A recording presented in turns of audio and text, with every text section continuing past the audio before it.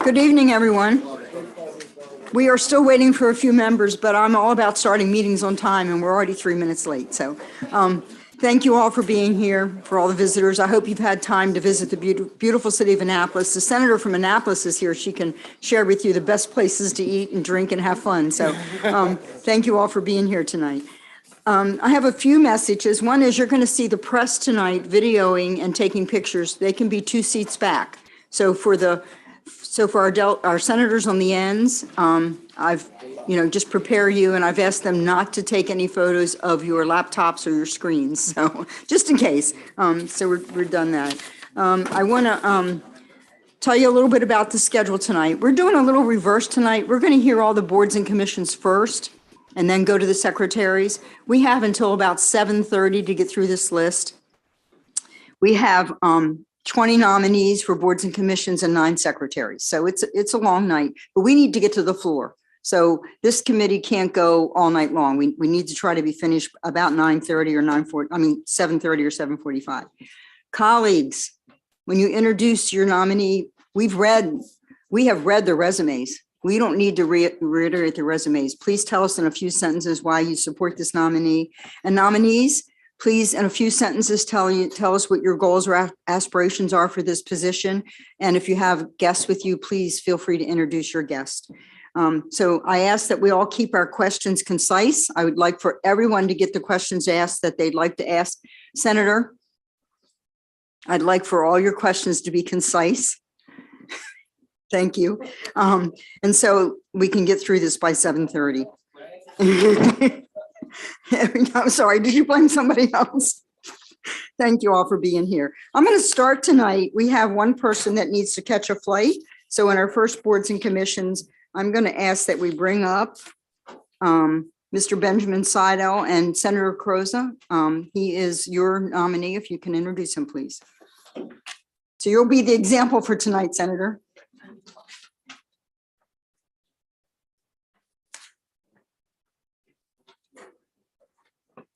Thank you, Madam Chair and members. I am very pleased to introduce and to support Mr. Ben Seidel for the Tourism Development Board. He is raised in Wycomico County. He is a major employer of Real Hospitality Group. And he is also, this is one of the top 12 U.S. hotel management companies in the United States. And I do want to point out that we're coming right off of Tourism Day, and certainly seems appropriate to move forward with his reappointment to the Tourism Development Board. And I introduce to you Mr. Ben Seidel. Thank you, Senator. Very nice. Mr. Seidel. Just a few words you want. As the owner of Real Hospitality Group, we're an owner operator of hotels throughout the country. 106 hotels, about 5,100 employees. I serve on the board of the American Hotel Lodging Association's Executive Committee, the Maryland Hotel Lodging Association, EXN Company, Visit Phoenix, and I'm looking forward to continuing my service to drive tourism forward here in the state of Maryland. Thank you. Any questions for Mr. Seidel? Thank you. Have a safe flight. Thank you very much. Thank you for doing this. So now we're going to go to Senator Watson, and he's going to introduce Roseanne, and I'm going to mess this up, Ndebumadu. Thank you, Ndebumadu. And she's a member of the Affordable Housing Trust. So Senator Watson. Thank you, Madam Chair, and greetings, colleagues. Here very quickly to introduce Miss Roseanne Ndebumadu, who is a resident of Bowie, Maryland. I've known her for several years in her capacity as City Councilwoman for the city of Bowie. And most recently, she has been elected by her peers to be the new member, President Pro Tem of the city of Bowie. She's very distinguished, graduate of HU and co-chair of the Robert Brookings Society with the Brookings Institute. I introduce Ms. Ndebumadu. Thank you, Senator Watson. It's a pleasure to be here, so thank you so much. I just want to recognize my mom who's sitting in the audience, Edith and Debu Madu, who is also with me, and a Bowie resident. It is my honor to serve on the Maryland Affordable Housing Trust Board and bring my experience as a city councilwoman, working in the housing community, understanding from my constituents the needs of housing, and trying to bring that forward to the state. So I look forward to serving. Thank you. Thank you for serving. It's such an important issue, and we really appreciate your work. Thank you for being here. Any questions tonight from anyone? No. Thank you very much. Have a great evening. Senator West, would you like to introduce Roger Lee? From the Blind Industries and Services, Roger Lee. I think yes. Okay, is Roger here? Oh, there we go. Okay, thank you. Let's see, I really wasn't expecting to do this because I thought his district was in District 7, but as long as it's in my district, I'm happy to introduce Mr. Lee. He's a high-ranking senior vice president at the Essex Bank C&I Group, and I'm sure he'll be a great credit to the state of Maryland. Thank you, Senator. I want to thank the governor for approving my nomination. As a lifelong career banker, I will be not only serving on the board of Blind Industries and feel I can make a significant contribution, especially since I'll be on the finance committee. I can provide significant financial advice and support to the operation, especially as they continue to maneuver challenging times through this economy. So thank you very much. Thank you, Mr. Lee. Any questions for Mr. Lee? Thank you for your service.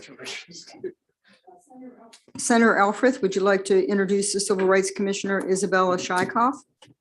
Thank you very much, Madam Chair, Mr. Vice Chair, members of the committee. I am thrilled to introduce not just a wonderful addition to the Human Rights Commission, but a neighbor and a friend. Ms. Isabella Shykoff has been a lifelong advocate for human rights and civil rights. She has a long professional history, as you can read in her biography, of advocating on behalf of seniors, and her civic work has included Annapolis Pride Board, Equality Maryland Foundation. She started to hit the ground running at 6 months, and I'm looking forward to her continued progress. And with that, I'd like to introduce Ms. Isabella Shykoff. Thank you, Senator.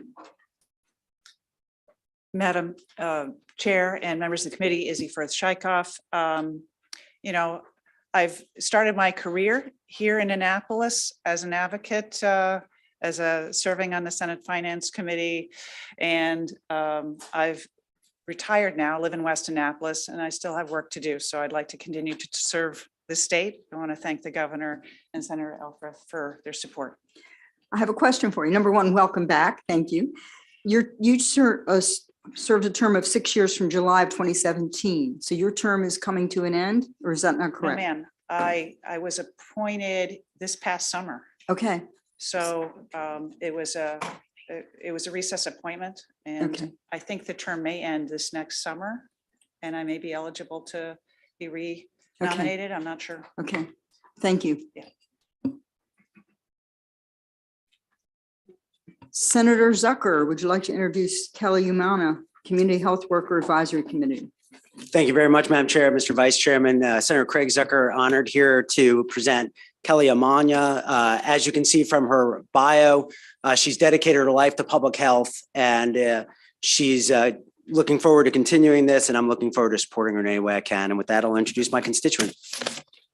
Thank you, Senator. Thank you so much, everybody. I'm so excited to be here and just be proud to represent the community health workers across the state of Maryland. As Senator Zucker mentioned, is that I have dedicated my life to help support our communities and navigate the systems here in the United States. As was inspired by my parents, as I was a community health worker for them. It wasn't until I grew up and realized that was an actual profession. So very proud to bring my lived experience, my expertise in public health, the adoration I have for my community. So thank you. Thank you for your service. Senator Klassmeyer, are you here? Yes, you are. Will you introduce Michael Carnahan, Contract Appeals, Maryland State Board of Contract Appeals? Thank you, Madam Chair. I have to curb my enthusiasm about this young man. He's so great. So I have known him for 25 years or so, and he's a wonderful man, and he's been working with the Board of Contract Appeals for all those years. and he will do a wonderful job and serve us well. So with that, Mike Carnahan. Thank you, Senator. Thank you, Senator. Good evening, Madam Chair, Mr. Vice Chair, Mr. President, and members of the committee. It's a privilege, a pleasure, and honor to be here with you. I would like to say that I've been here before. I've worked in the Senate of Maryland. I worked for a long time with Senator Mike Collins, who was one of my guests this evening, Senator. Also with me is the chairman of our board, Miss Bethany Brinkley. And I would say that from Senator Collins and from Senator Klaus Meyer and others, I have learned that fairness is what it's all about. And when it comes to procurement, fairness, getting it right is what it's all about. So it's a pleasure to be able to serve at the Board of Contract Appeals. Thank you. Thank you very much for your comments and your service. Thank you. Any questions? No. Thank you. Next, we have Senator West and Sonia Cho. I think I said that right. Thank you, Madam Chair. And this time I am prepared. So Sonia Cho has been sitting on the Maryland State Board of Contract Appeals since last July. She is experienced in this area. She spent the previous 5 years working for the Office of Attorney General in its contract litigation unit. She's an attorney. She graduated from the University of Maryland School of Law with honors in 2002. Sonia? Thank you, everyone. I'm really honored to be here. I would say more, except Mr. Carnahan just said everything I was going to say. But I would also like to acknowledge Chairman Brinkley, who is the chairman of the Maryland Board of Contract Appeals. I have been sitting on the board since July of last year and have really hit the ground running. It's the exact kind of work I was doing at the AG's office for 5 years, and I've really enjoyed myself so far and hope to continue to enjoy it. Thank you very much. Thank you. Do I have any questions? Thank you very much. Senator Hedelman, you have Annie Harvey, Commission on Correctional Standards. Thank you, Madam Chair, Mr. Vice Chair, members of the committee. I am here to introduce my constituent, Annie Harvey, for the Commission on Correctional Standards. She is currently an acting deputy secretary at the Department of at DPSCS.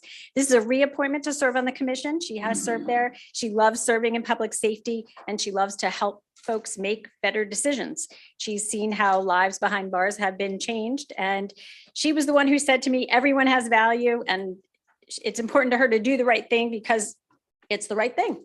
So I'm pleased to introduce Ms. Annie Harvey. Thank you. Good evening. I would like to thank you for this opportunity to serve. I'm a career public servant and I've been working in corrections for many years, but my goal is to be an active member on this committee to ensure that we are doing what we say we're doing and to be able to provide our facilities a safe operating environment and to make sure the Secretary of Public Safety knows exactly what's happening in facilities. And today I have with me Secretary Carolyn Scruggs and my DPS family. Thank you. Thank you very much. Thank you for your service. Any questions? None at this time. Thank you. And Senator Hedelman, you're back up with Dion Randolph, also Commission on Correctional Standards. Thank you.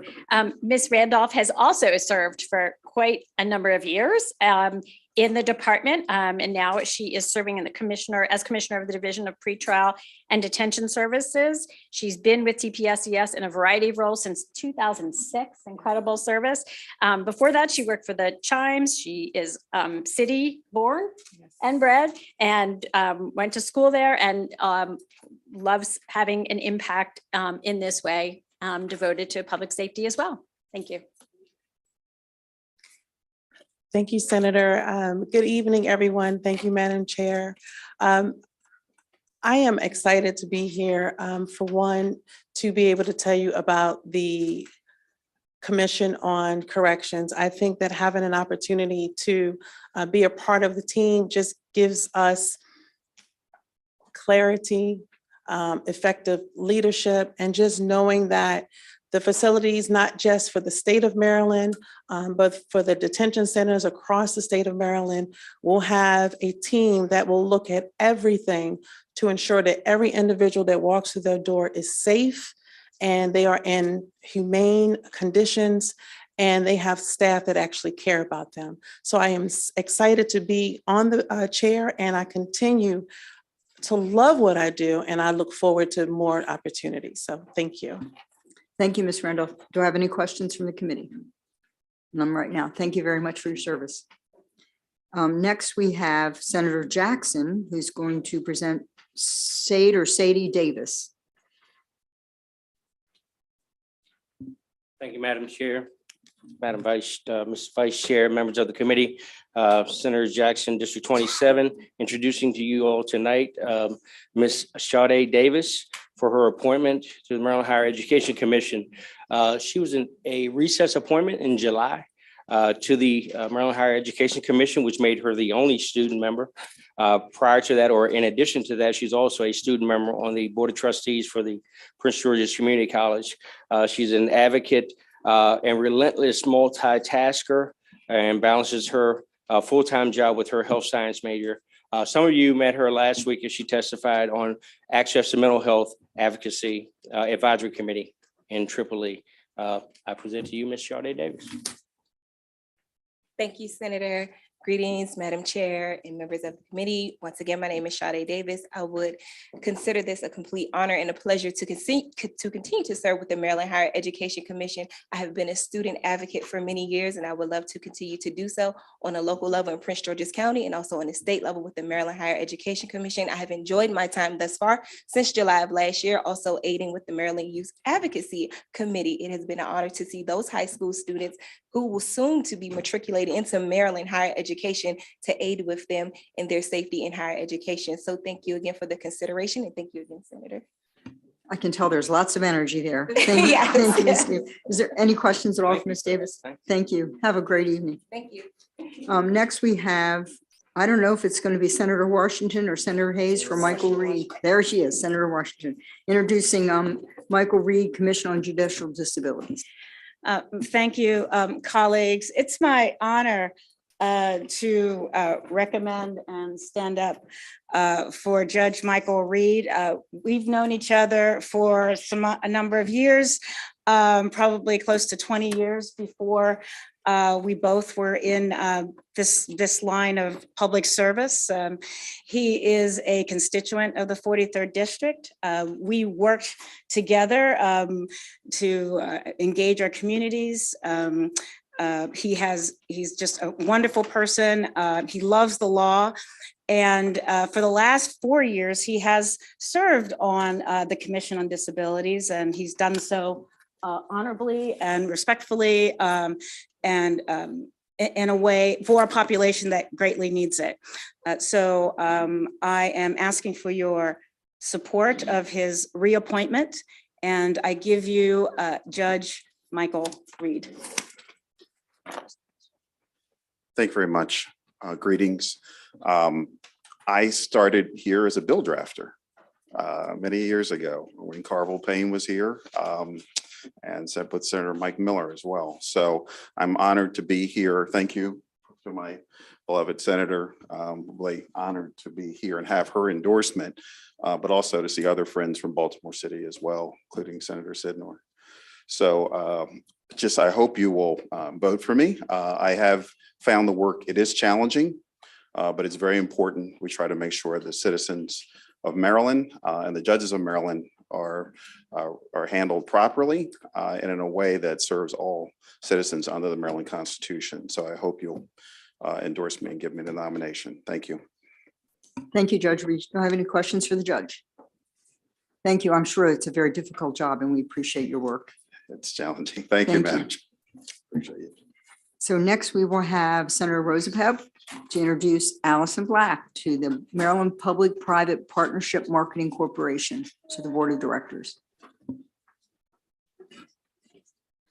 Thank you. As you can see from Ms. Black's resume, she has a great deal of experience in the public and private sectors, therefore being a great nominee for this position. She's worked for the Prince George's County government, for the State of Maryland Department of Human Resources, for the Maryland Chamber of Commerce, and most recently in a senior position with Baltimore Gas and Electric. Ms. Black. Thank you, Senator. Good afternoon, Madam Chair, Mr. President, and members of the committee. It is a pleasure and honor to be with you all tonight. It's wonderful to see so many familiar faces. I am so honored to be selected to be on the Maryland Marketing Partnership. In addition to my advocacy work, I also have led BGE's economic development efforts since 2019. And so my intention is to support the state's efforts to attract and retain business and ensure the economic vitality of the state by participating on this board. So I am so pleased to be here with you tonight, and thank you. Thank you. Any questions for Ms. Black? No. Thank you. It's nice to see you. Senator Gazzoni, you have a Morgan State University Board of Regents member, Martin Adu-Bohani, maybe? Maybe. So these names are found. Hi, good evening, everyone. I'm pleased to introduce Martin. You're going to help me with this, right? Abdul-Bohani. Got it. And you're the student. Right? So he was actually already appointed as a recess appointment back in July. So he's actually served 7.5 months already of his one-year term. So I think he's probably done pretty good if he's made it back here tonight. But he's got an extensive resume, a lot of community service, a lot of service at the school, resident assistant, fellow of the President's Leadership Circle, Student Government Association, senator. So watch out, everybody. He's also had an internship with Medco. Just sounds like a terrific guy. Really pleased to introduce you. Thank you, Senator. Good evening, everyone, and Madam Chair and members of the committee. It's an honor and a pleasure to appear before this committee today. I've been a student advocate since my freshman year, and I'm excited to be nominated to serve as a senior representative on the Morgan State University Board of Regents, and I look forward to continuously working together with other members of the Morgan State University Board to advance the institution to a more higher level and also share the students' perspective on the board as well. Thank you. Thank you. Do I have any questions at all for this student board member? No. Thank you for your work on top of going to school. It's pretty amazing. So thank you. Thank you, Madam Chair. Senator Hellman, State Board of Nursing, Susan Steinberg. Thank you, Madam Chair. I am very pleased today to present Susan Steinberg to the committee. Susan, for the appointment to the Board of Nursing, where she has been serving since this summer as an interim appointment. She is recently retired from the Maryland Department of Health, where she served in a variety of different leadership positions over the past 20 years. Before that, she was in the Attorney General's office. She has acknowledged that there is a lot of work to be done in the with regard to the Board of Nursing. She's excited and interested in learning. And a fun fact, she is the daughter of former Lieutenant Governor Mickey Steinberg. I present to you Susan Steinberg. Thank you, Senator Hellman, Madam Chair, Mr. President. Yes, Senator Hellman's pretty much said everything I needed to say. I actually was appointed though in January 1st, or actually in January of 2022, right after I retired from the state. I was filling in for someone who left the board, and then I got appointed on my own for July 1. I am looking forward to continuing my work with the board. It's been very interesting. It's a lot of hard work. I thought my experience with the board of, as counsel to the board examiners of psychologists, as my experience with the Office of the Inspector General doing investigation fraud and compliance would be a big help, but it is still a big challenge with the board. It's a lot of hard work. They do an amazing job, and I have great colleagues on the board, so I hope to continue. Thank you. Thank you. Do I have any questions at all for Ms. Steinberg? Oh, we do. Senator Lamb. Thank you, Madam Chair. Just very, very briefly, the Board of Nursing is still experiencing a lot of challenges, and we are still hearing concerns from many constituents, nurses who are not able to get their themselves relicensed or licensed in the first place. Would really urge you and the rest of the board to take a clean look at it. It sounds like you're coming in kind of newer-ish. A lot of ongoing challenges there, from still using Wi-Fi hotspots to having the integrated system. And so I hope that you'll take that to heart and really dig in when you get to the board. Yes, the board's anxious to work closely with the new secretary, who has presented to a hearing last week, stating that she wants to work with the board and assist us in getting all the resources necessary to be able to provide our services. Thank you. Thank you, Ms. Steinberg. Next, we have Senator Helderman with the State Board of Physicians, Dr. Ira Kornbluth.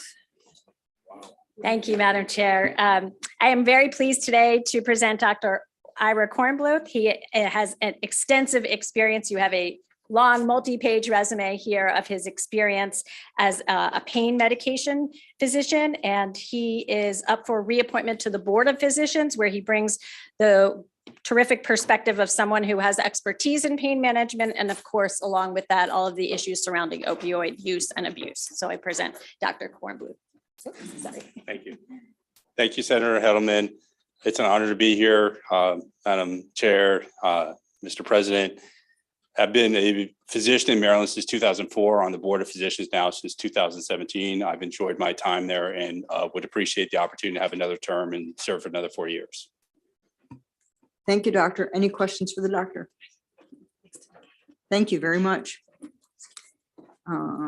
Senator Hayes is coming up and he's going to introduce, I'm going to let him introduce Alexis Bamudu. with the Board of Trustees for the Public Defender. Yes, thank you, Madam Chair, members of the Executive Nominations Committee, Senator Antonio Hayes from the 40th Legislative District of Baltimore City. Alexis is an associate of Brown and Barron. Her practice areas include nursing, home abuse and neglect. Prior to joining Brown and Barron, Alexis clerked with the Honorable Douglas Nazarin of the Maryland Court of Appeals. Prior to law school, which I found interesting, she journeyed to Jamaica, Rwanda, and the United Kingdom to work and learn about various laws and policies that shape the healthcare system in each country, and conducted research on how each country's health infrastructure catered to the well-being of its citizens. Alexis feels that her greatest contributions to the Board of Trustees of the Maryland Office of Public Defender will be her desire to support racial equity and in the judicial arena. She understands that racial injustice and inequality are major public health issues that should continually be kept in the forefront. And I recommend a favorable nomination for Mrs. Alexis Bamudu. Yes, you did. Thank you, Senator, so much. Thank you, everyone. It's an honor to be here. As a newer attorney myself, I look forward to supporting the vital work of the Office of the Public Defender. What they do, I see as a major public health impact. It has an impact, and I look forward to being able to aid and support that work through the work of the Board of Trustees. Thank you. Thank you. Do I have any questions from any members? Thank you for your work. Senator Folden, if you're here, to introduce Sandra Olson. Okay. Ms. Olson, you are coming up to serve a term of 4 years from Real Estate Commission. Would you like to tell us a little about yourself? Thank you. I've been in the real estate industry for 22 years, broker owner of a large company for 18 of those years. So as we say in the real estate industry, herding cats for quite some time. I'm honored and privileged to have been tapped on the shoulder. I started the commission back in June. We've already seen some very interesting cases. And we know that, buying real estate is a big deal. It's the biggest financial thing that many people do. So it's really important that we have it right and that we're protecting the public with that. Thank you very much for your comments. I'm sorry your senator's not here. There must have been some confusion, but do we have any questions from any members for Ms. Olson? Thank you. Thank you very much for your work. Thank you. Next, we have Senator Washington introducing Kevin Meenan from the Social Work Examiners Board. Comes. Great.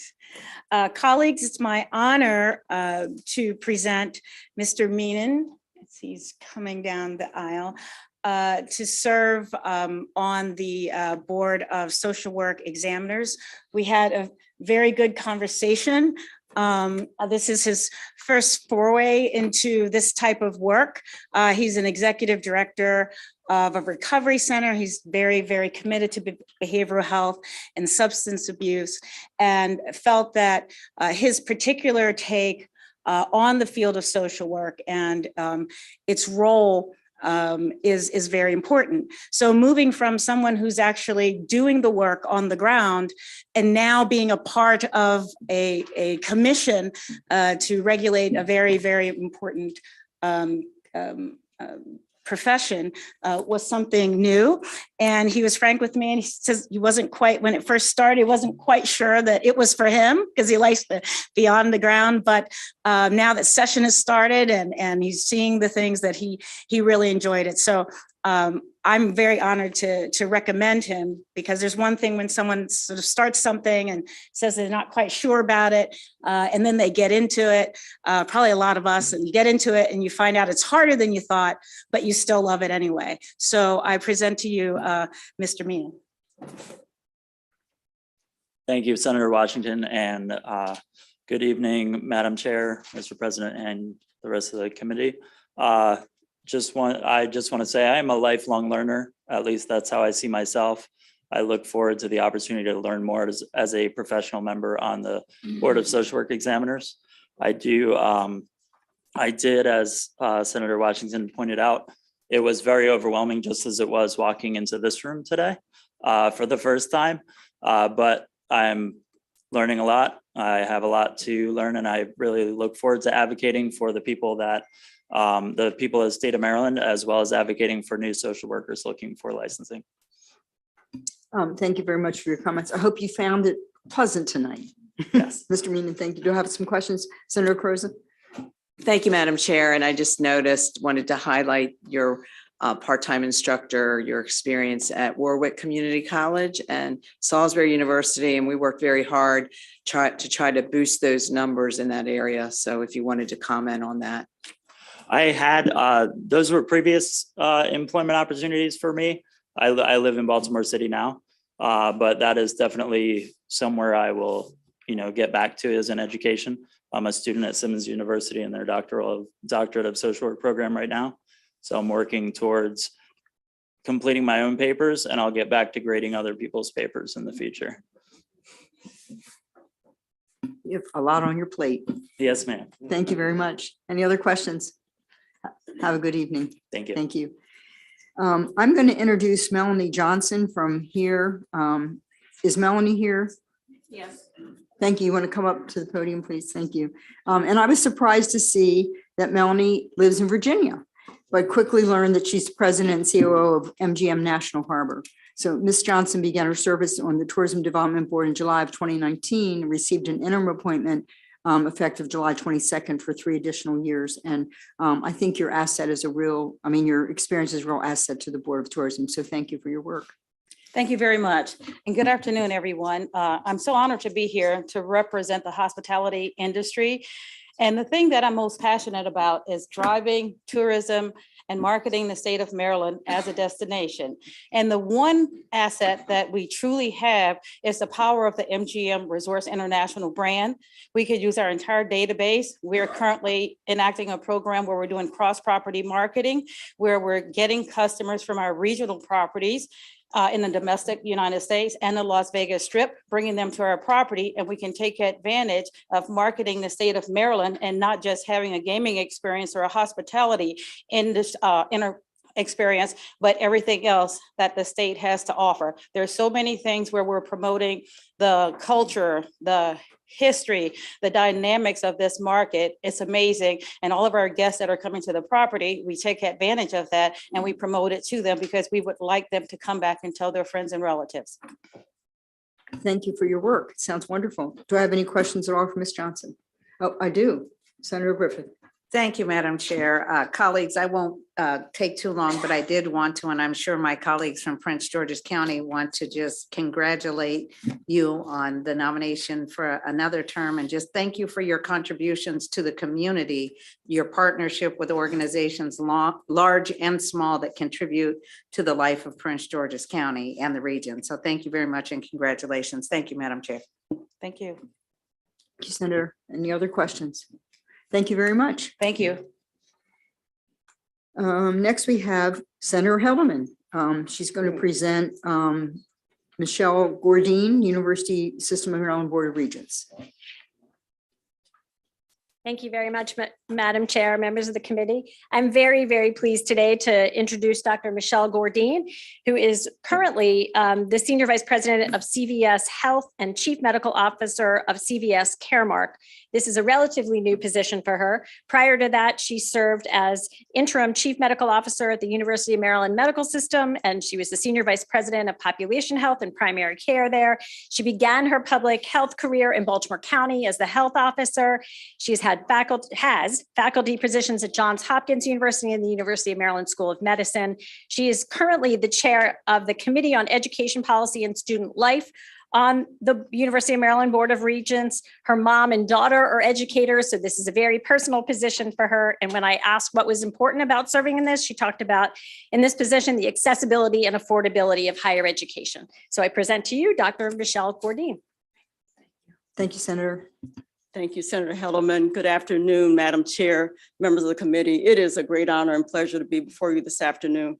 Senator Hedelman said it all pretty much. I really consider this to be a passion and have considered it to be a privilege to be an advocate for higher education, and hope to be able to continue with your favorable consideration. Thank you.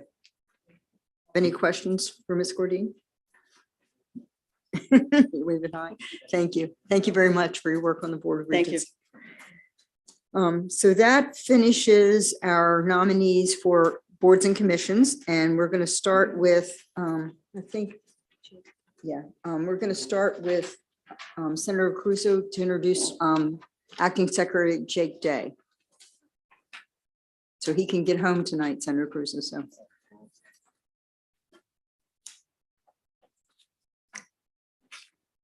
Thanks for that reminder. Whoop.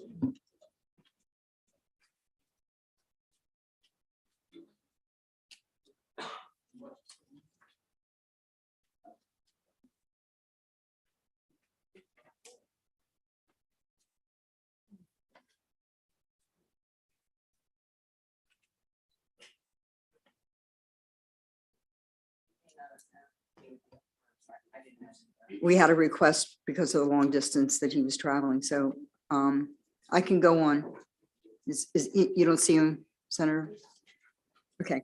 Our next person that asked to come early is Rebecca Flory. Do I have it right? Rebecca Flora, and she'll be introduced by Senator Hershey. Senator Hershey.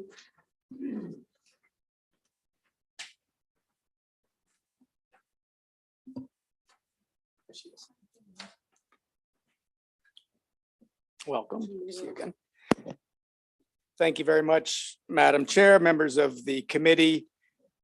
It is with great pleasure that I introduce Secretary nominee to the Maryland Department of Planning, Rebecca Flora, who resides in Chestertown over on the Eastern Shore. Ms. Flora is a credentialed planner through the American Institute of Certified Planners. With more than 30 years of leadership experience, Ms. Flora has worked to advance sustainable development practices that strengthen communities, not only in Maryland, but across the nation. Additionally, as her CV attests, she has a great deal of experience leading organizations and working across multiple disciplines to implement projects. In my discussions with Ms. Flora, it is obvious that she is committed to a strategic vision that holds a sincere passion to lead the Department of Planning and work collaboratively with other agencies for purpose-driven goals. Please join me in welcoming Ms. Flora for your consideration. Hello, everyone. Thank you. I really want to first thank Governor Moore for being considered for this really important position. And thank all of you. I've had some amazing, enriching conversations, getting to know all of you, and I want to get to know the rest of you I didn't get a chance to meet with.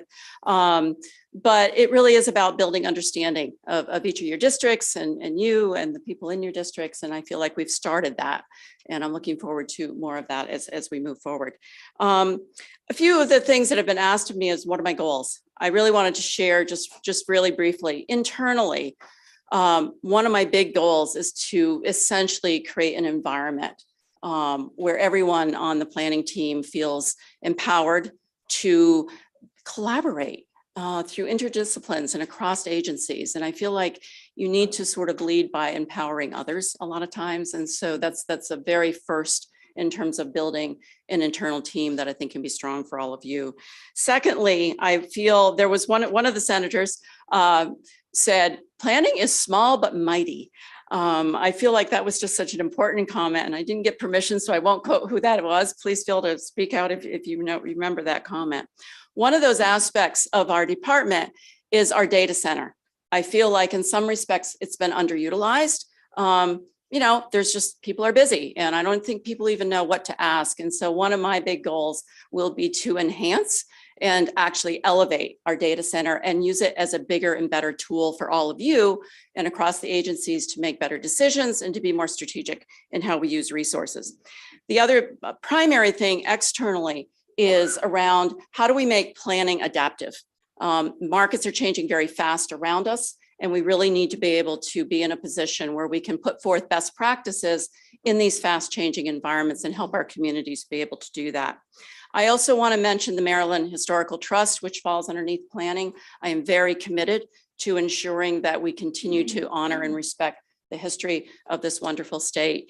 And then alongside of that is also the Jefferson Patterson Park and Museum, which I had a chance to go down and do a 5K run at on Saturday. And then what a treasure that place is. I think it's another one of those things that we can do more to elevate and really understand. It's a national resource.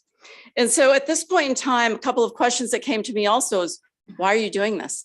I can't think of any better place to be right now at this moment with this leadership that we have in place.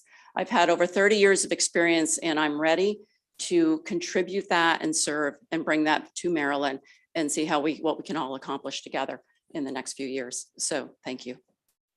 Thank you, Secretary Flora. Any other questions? Looking forward to your great work. Thank you. Thank you all very, very much. I believe that Acting Secretary Jake Day came in.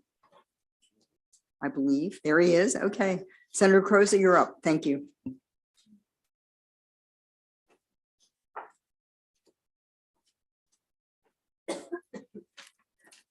Good evening again, Madam Chair, Mr. President, colleagues. It truly is my pleasure to introduce and support the appointment of a sure colleague and friend, the former mayor of Salisbury, Jake Day, as Secretary of Housing and Community Development. Jake's passion and success in improving the quality of life for the people of Salisbury is deep, being that he was born and raised in Salisbury. His focus on building a resurgent downtown brought people together, core constituencies, residents, businesses, elected officials on both sides of the aisle, community leaders, nonprofits, and young people. He built coalitions of support, and together we made a strong and effective case with Governor Hogan over the past 8 years and with our federal representatives to support, again, shared priorities and projects. I also want to highlight and thank Army Major Jake Day, unless you've been promoted since who is a veteran of the global war on terrorism. And also that Jake Day is past president of the Maryland Municipal League, and as someone who represents 11 municipalities in my 3-county district, I appreciate that experience. I want to just point out that I believe that all of these experiences have shaped the mayor and Major Jake Day as a leader.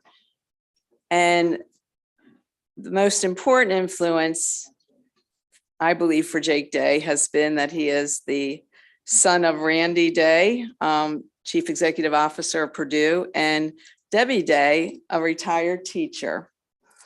And these are two of the finest and most sincere constituents that I represent.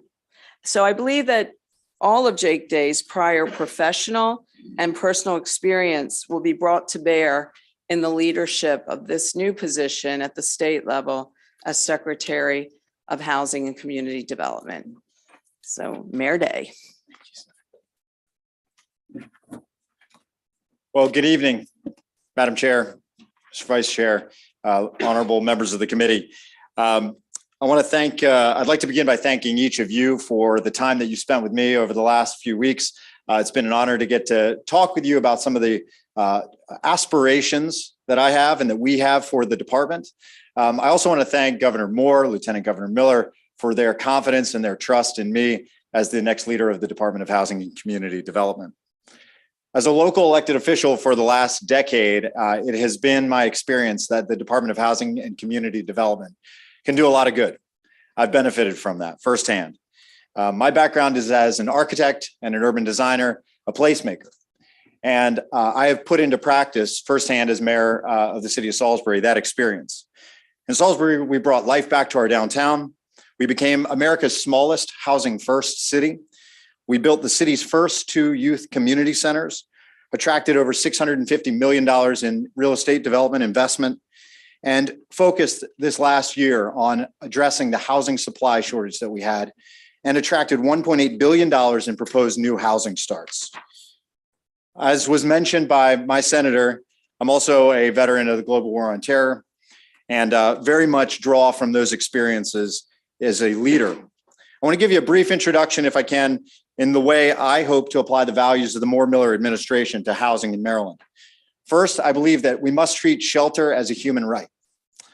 We are going to work to adopt and achieve policies and programs that address chronic youth and veteran homelessness. Second, more Maryland families are spending an inordinate portion of their income on housing. We need a full accounting of the housing costs facing those families to expand safe, accessible, dignified, and energy efficient affordable housing. Third, we must build lovable places. I believe that design lends dignity to people's lives, and that the greatest multiplier effect we can have is to build places where people want to be. And finally, and most importantly, policies of the past both disinvested in certain places and further divided the course of some Maryland families based on their race. Our policy decisions must amount to a deliberate counteraction of redlining, federal urban renewal, and destructive urban highway programs. We must also seek to recover what resources we can for the generations of families that were put at a disadvantage as a result. I again want to thank Governor Moore and Lieutenant Governor Miller for their confidence. And if trusted to lead the Department of Housing and Community Development, I won't let you, your colleagues, our governor, nor the people of Maryland down. Happy to take your questions. Mayor Day, thank you for your comments and seeing if there are any questions. I just want to thank you for your enthusiasm. We talked a lot about an area in my community that needs to be revitalized, and I really look forward to working with you on that. Any other questions? Likewise. Oh, I'm sorry, Senator Croza. Now, Mayor Day, you didn't think you would get off easy. First of all, you know how much I value our working relationship over the years and our friendship. And we did have an opportunity in preparation for this evening's hearing to talk a little bit about how you would lead at the Department of Housing and Community Development, and you shared that.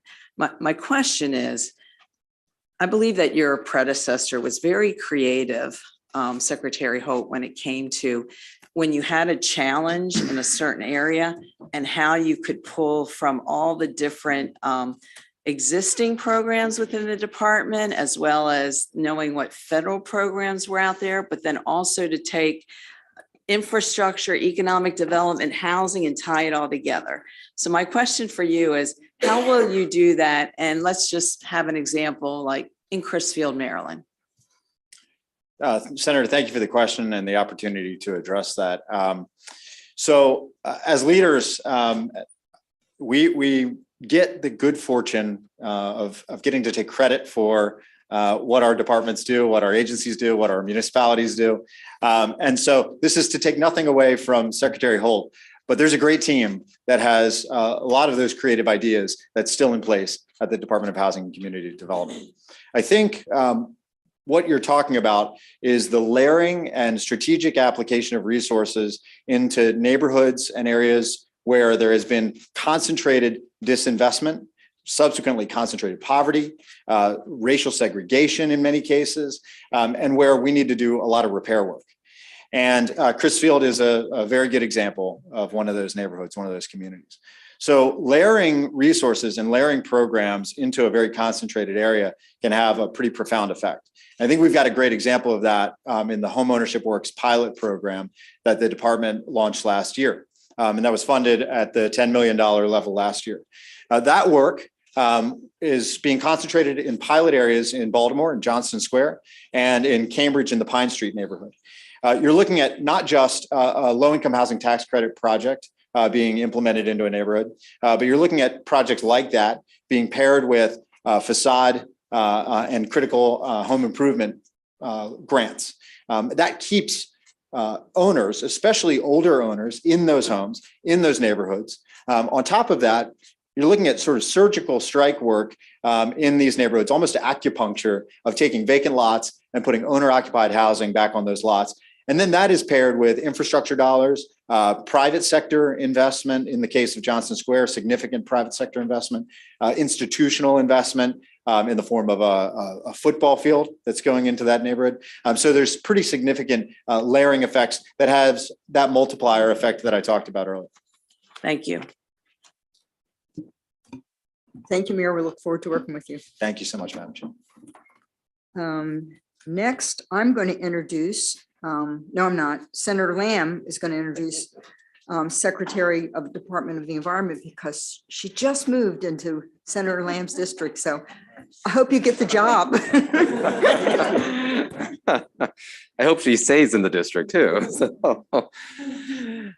So for the record, Clarence, I'm Senator District 12. It's a pleasure to be here before the Executive Nominations Committee tonight. And it's a real honor to introduce to you Secretary Serena McElwain, who is currently a constituent of mine, hopefully will continue to be as well. She has a long and distinguished background managing a variety of government agencies as well as environmental policy making. Most recently, she comes as the Undersecretary and Chief Operations Officer for the California Environmental Protection Agency, a huge department there. She was second in charge of a 6,000 employee agency providing direction and leadership on agency policy, as well as working with collaborations in federal and state leaders, as well as directing strategy for enforcement and compliance. Before that, she held positions with the U.S. Environmental Protection Agency as its Chief Performance Improvement Officer and as the Director of the Office of Continuous Improvement at EPA in DC. Before that, she was the Chief Operations Officer and the Assistant Regional Administrator for EPA in its San Francisco office. And she has also held positions in the U.S. Department of Energy, including as the former Deputy Assistant Secretary. A storied career, one that brings her from Maryland to California and here back to Maryland as well, and to a place that she calls home. And so really pleased to be able to introduce her as someone who will bring a new leadership and real excitement to the Maryland Department of the Environment. So it's with this honor to introduce to you Secretary McElwain. Thank you for that introduction, Senator Lamb. Madam Chair, Vice Chair, and members of the committee, thank you for having me here today. It is an honor to be here before you. I met many of you before today, and I did enjoy those interactions and all of your questions that you had for me. So it's good to see you again. I am very grateful to be honored by Governor Moore and Lieutenant Governor Miller for nominating me for this incredible position as Secretary of the Environment, Maryland's Department of Environment. And I'm very humbled to ask for your favorable support. Before I begin, I would like to recognize support from my children, my sisters and their families, and the Snowden Overlook crew who are all watching me virtually. I have dedicated my entire career as a public servant. I served 30 years in the federal sector and most recently, nearly 4 years in state government. I also bring national experience representing all states, working as co-chair of the Environmental Justice Steering Committee for the Environmental Council of States. And now I'm thrilled to be coming home where I can fight for environmental protection, environmental justice, and environmental health for our fellow citizens. Although I was born and raised in Alexandria, Virginia, and I spent 13 years in Prince George's County raising my kids, yes, I am actually coming home. A lot of people think I'm a Californian, but I'm a Marylander, and I'm happy to be here. So we will work under my leadership to protect and restore our treasured Chesapeake Bay. That is critical. Maryland has the most aggressive climate goals in the nation, and I tend to ensure that we can meet those goals. But our success depends on partnerships, and I talked about it a lot with each of you, and it's important to me.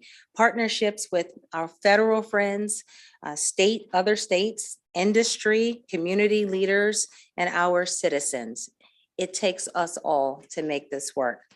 My career has been diverse and long, but I want to highlight that a significant portion of my career has been devoted to transforming organizations to be efficient and effective.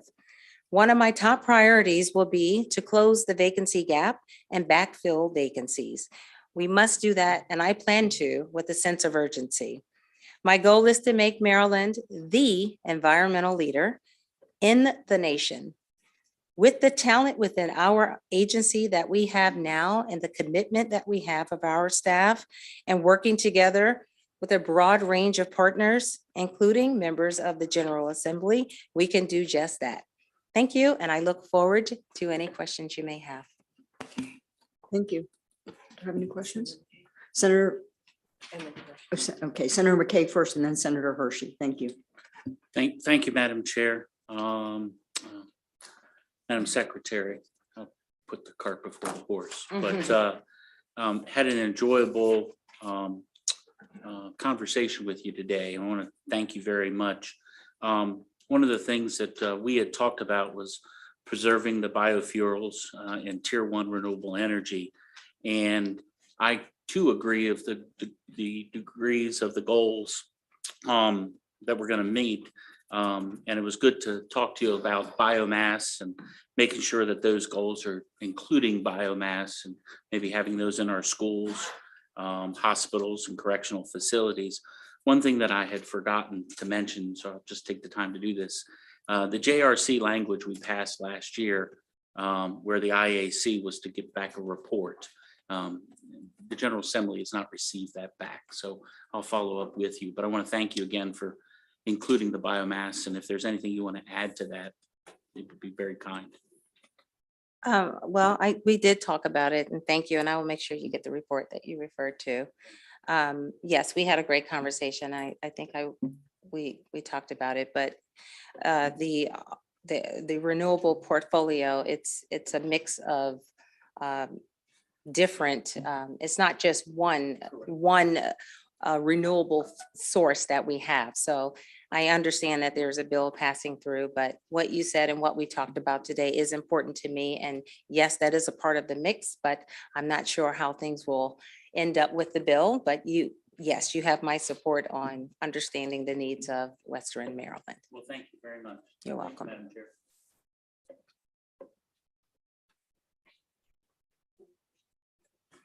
Thank you, Madam Chair. Secretary McElwain, you mentioned climate goals and also the fact that in order to achieve those, we'd have to have partnerships with federal, state, other entities in order to achieve those. One of the things that we were discussing a little bit is the Chesapeake Bay watershed and how all flows into the Susquehanna River. And one of the major concerns for many of us concerned about water quality here in the Bay is the amount of nitrogen and phosphorus that is coming through the Bay and over the Conowingo Dam. And I just wanted to get your thoughts on that issue in particular and other things that you may be able to do to help achieve better water quality in the Bay. Right, so I can't talk much about the Conowingo Dam because we are in negotiations and there's a settlement agreement, so I can't really speak about it. But we did talk about pollution and nitrogen and in the watershed, and that is my priority, to ensure that we are doing everything we can to hold the other states accountable for the TMDL. As well as making sure that polluters, we're working together as partners to make sure that the water is clean. Okay, and one other question, as you hail from this area, but we're most recently in California. In 2007, Maryland passed a law to follow California's vehicle emission standards. And I don't know how much thought went into it. I wasn't here at the time, but we are more following whatever California decides to do and making those our own standards. Just recently, California came out with a I guess, a proposed ban on the sale of gas-powered vehicles by 2035. And because of our law, we are forced to mimic California's law. I was just wondering your thoughts on the ban of gas-powered motor vehicles.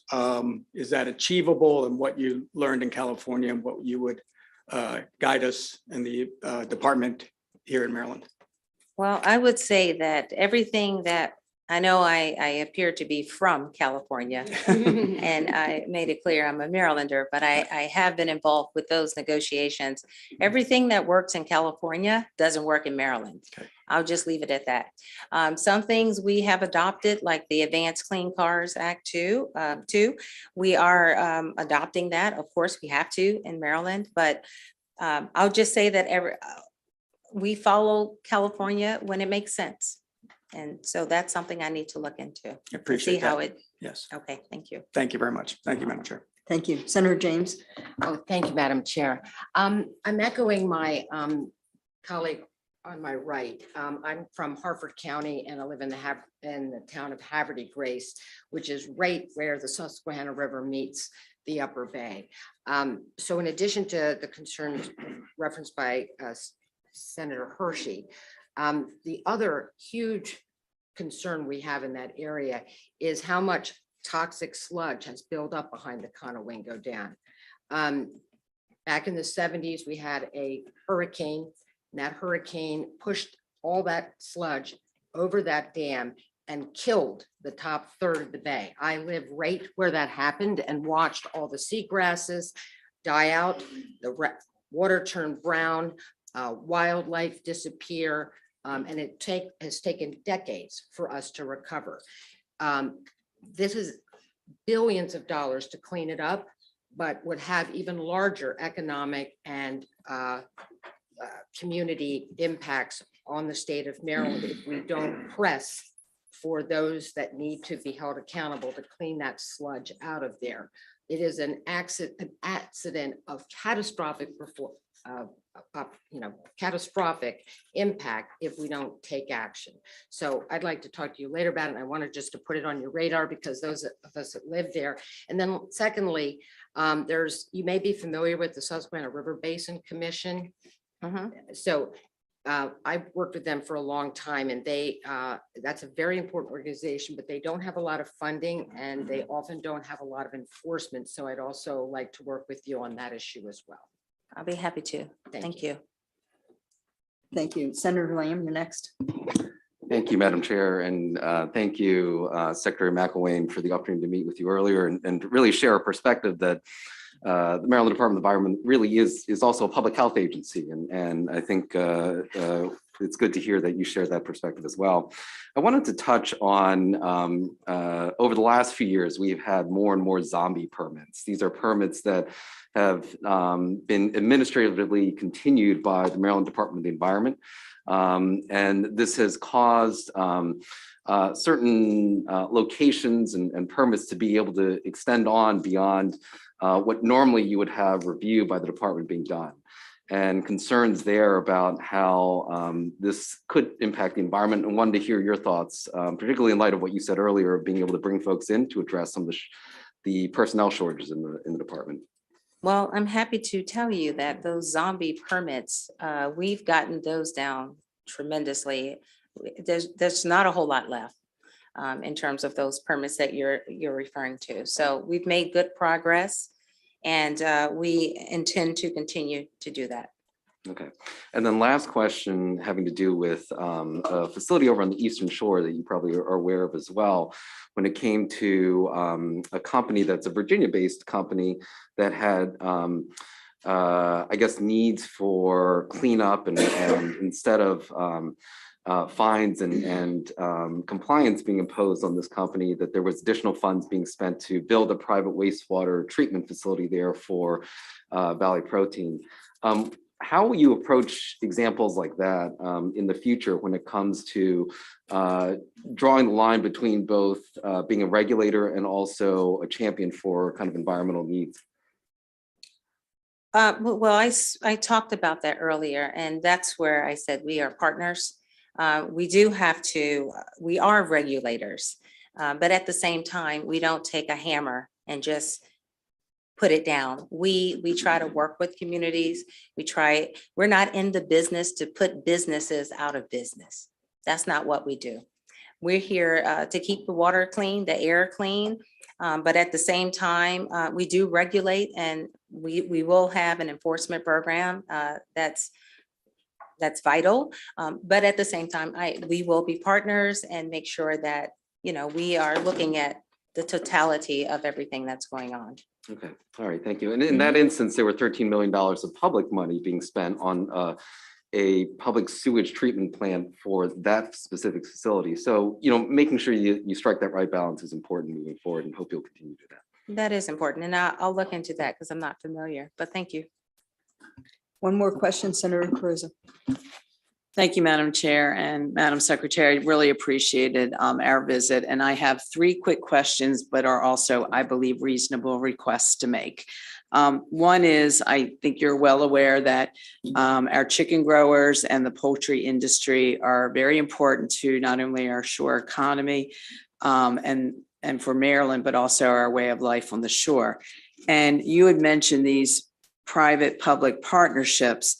And we've had one on the shore with the Maryland Department of the Environment, the Campbell Foundation for the Environment, and University of Maryland Eastern Shore when it comes to the lower shore ambient air monitoring program. And I would like to ask you are your plans to continue that partnership so it can be helpful in getting data to help make science-based decisions? That's my first one. I can't commit to that right now. What I can commit to is the partnership. I'm not familiar with this entire partnership, but yes, we do intend to continue with the partnerstions that we have in general. I appreciate that, and we'll follow up with Okay. more on that. My second one is, we did talk about this, the challenges in rural areas with our septic, sewer, water challenges. For example, in Wycomico County, we're moving forward with the establishment of Wycomico Sanitary District, and which is kind of the first step in implementing their plan, their sewer water plan. But some of the past challenges have been constituents who there have been delays, whether it's in permitting or just trying to, figure out what their next step is in the process. And I'd like your comment on what you plan to do with constituent services, especially when some of these homeowners are meeting very difficult challenges. Well, customer service is important, and we talked about that. So in terms of constituent services, I've already spoke with our agency about making sure, you spoke about permits too. So we will make sure that we have, again, I talked about my background in transforming organizations and performance improvement. So we will be looking at making sure we don't have unnecessary steps in any of our processes, including permits. I will ensure that with my great team, that we are responding to your constituents and being available and transparent and working with them, just as we plan to do with everyone. Thank you. And my last question is, you mentioned the focus and highlighted the Chesapeake Bay, but I didn't hear the coastal bays, and I represent the coastal bays. And I just want to make sure there's also that same commitment to the coastal bays. Absolutely. All bays. I'm Okay. sorry. Thank Yes, I you. just focused on Chesapeake, but absolutely. That Thank you. includes all. Yeah. Madam Secretary, thank you for keeping your answers, questions, and concise. Your answers well done. Thank you. Thank We you. appreciate your service. Thank you. Next, we have Senator Hester, and you're going to present Department of General Services Acting Secretary Chaudhry. Thank you very much, Madam Chair, Vice Chair, Mr. President, members of the committee. For the record, Senator Katie Fry-Hester. It's my pleasure to be here tonight to introduce Atif Chaudhry, nominee for the Secretary of the Department of General Services. He lives in Ellicott City with his wife and 3 children. Mr. Chaudhry is really a true public servant. He started as an unpaid intern in the Department of Health, and he worked his way up through the ranks to the position of Deputy Secretary. That's 20 years at the Maryland Department of Health. During his tenure, he had the opportunity to work very closely with the Department of General Services on issues of capital budget, design and construction, maintenance, procurement, and real estate issues. Recently, I had the pleasure of having lunch with Mr. Chowdhury, and I asked him about his vision for the Department of General Services. And the word that stuck out to me was opportunity. You see, like you and I, he has been a DGS customer, and he knows both how hard the unsung heroes on the ground doing the DGS work are working, and also the frustration of all of us who have the leaky windows and the faulty HVAC. Mr. Chowdhury truly has an unwavering commitment to service, his experience and track record to deliver. And with that, it's my pleasure to introduce Mr. Chowdhury. Thank you. Madam Chair Vital, Vice Chair Hayes, President Ferguson, and honorary members of the Executive Nominations Committee. I wanted to first start by thanking Senator Hester for her gracious introduction. I also want to thank Governor Moore and Lieutenant Governor Miller for their confidence and trust in me with this nomination. I want to also thank the members of the committee for taking the time out to meet with me in advance of this hearing to discuss this new role. As the Secretary of DGS, my priorities will include addressing the aging infrastructure of state-owned buildings. It is critically important that state-owned buildings are properly maintained, renovated, and replaced as required. I can assure you that I will be a great steward and will properly care for the state's property assets. I also believe it's critically important to ensure that government buildings, operations, and procurements are as environmentally responsible as possible. I will also work towards streamlining procurement operations across state government to ensure procurement methodologies are effective, efficient, and equitable. I will work to implement the governor's vision to ensure the state's utilization of MBE contracts, meet goals, and support the state's economy, and therefore leave no one behind. I will also utilize workforce development to fill existing vacancies and ensure that DGS hires as well as retains qualified staff. I want to close by thanking my wife, Gol, and children, Anna, Sophia, and Noah, for their continued support and guidance. And knowing that my time away from them and long hours in the office is being used to make the state a better place. As a career public servant, it is my honor and privilege to be able to continue serving the citizens of Maryland as the next DGS Secretary. I look forward to your support, and I am happy to answer any questions you may have. Mr. President has a question. Thank you, Madam Chair. No question, just actually a thank you for your quick work coming in. As many folks know, that the DGS is the landlord for the Legislative Services buildings and this building in the House. And at times we've had a bit of a struggle working through maintenance issues. And since you have come in and set up a new process for how we can communicate regularly, appreciate your dedication to reestablishing that relationship and making sure that we have the routine maintenance of the buildings and the complex at top notch. So thank you for your urgency there, and appreciate it and look forward to supporting you. Great. Thank you, Mr. President. Look forward to continuing that relationship. Senator Lamb. Thank you, Madam Chair. Just very briefly, and appreciate the time that you took to meet earlier as well. I just wanted to touch on procurement because I think it's oftentimes undersold, but very important for the state as well. When it comes to procurement, I would be curious to hear your perspectives when it involves making sure that you're abiding by the state procurement requirements and standards. There have been instances over the last few years where there have been the absence of timely reporting back to the Board of Public Works. There's been probably an overuse from my perspective in emergency procurements, as well as needing to also focus on our MBE and DBE goals for the state where, you know, when you look at the trends, we have been falling short in meeting those standards. I think your story as a career public servant is truly inspiring, and hope that you'll continue that in your role to ensure that you do not bow to political pressure. Oftentimes we saw that when it came to procurements, particularly during the COVID pandemic with South Korean tests and politically connected companies. I want to hear your perspective on how you will approach procurement here for the state. Absolutely. Thank you, Senator, for the question and opportunity to answer. Yes, I believe there are procurement rules, regulations, and policies in place, and it is my responsibility to ensure that those are adhered to. And the same thing for my procurement team, the Office of State Procurement, to ensure that we follow these rules and regulations. And they're put into place for a reason. And as in addition to the reporting requirements, also the requirements need to be met. So I am committed to ensuring that we follow all rules and regulations as required, and coordinating to make sure we're auditing other state agencies as well, so they're also following the rules, these rules and regulations. Thank you, Madam Chair.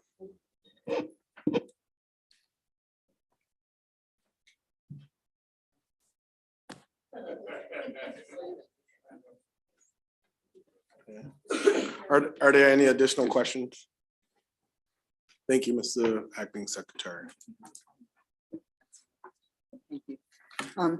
Thank you, colleagues. So I have the pleasure of presenting two secretaries that have not moved to Maryland yet. So they don't have a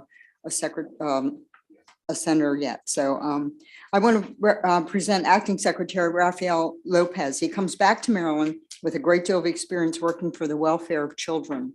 Most recently, he was the U.S. Department of Health and Human Services in the Office of Assistant Secretary, assigned to the Office of Refugee Resettlement.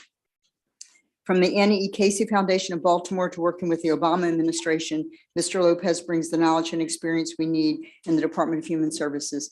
And I know we all care a great deal about the children of Maryland, and I think that Acting Secretary Lopez is going to bring a great deal of experience to help us with that. So with that. Thank you.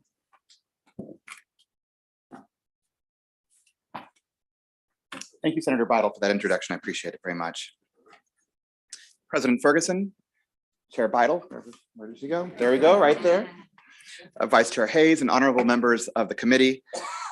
Good evening, and thank you for inviting me to join you. It is an honor to have been nominated by Governor Moore to serve as the next Secretary of Human Services. I'm humbled by Governor Moore and Lieutenant Governor Miller's faith in me to serve Marylanders.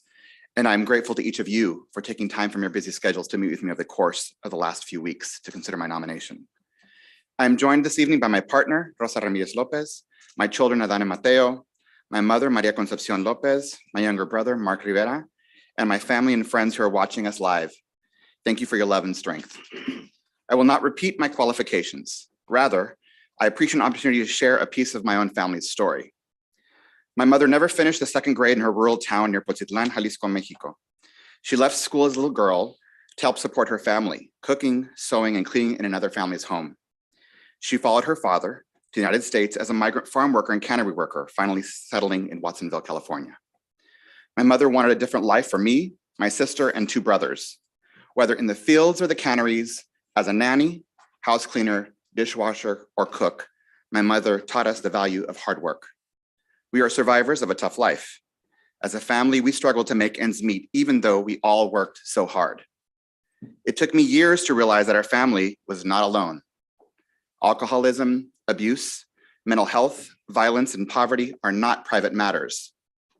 They are public matters that grip this nation across geographic, class, racial, and cultural boundaries.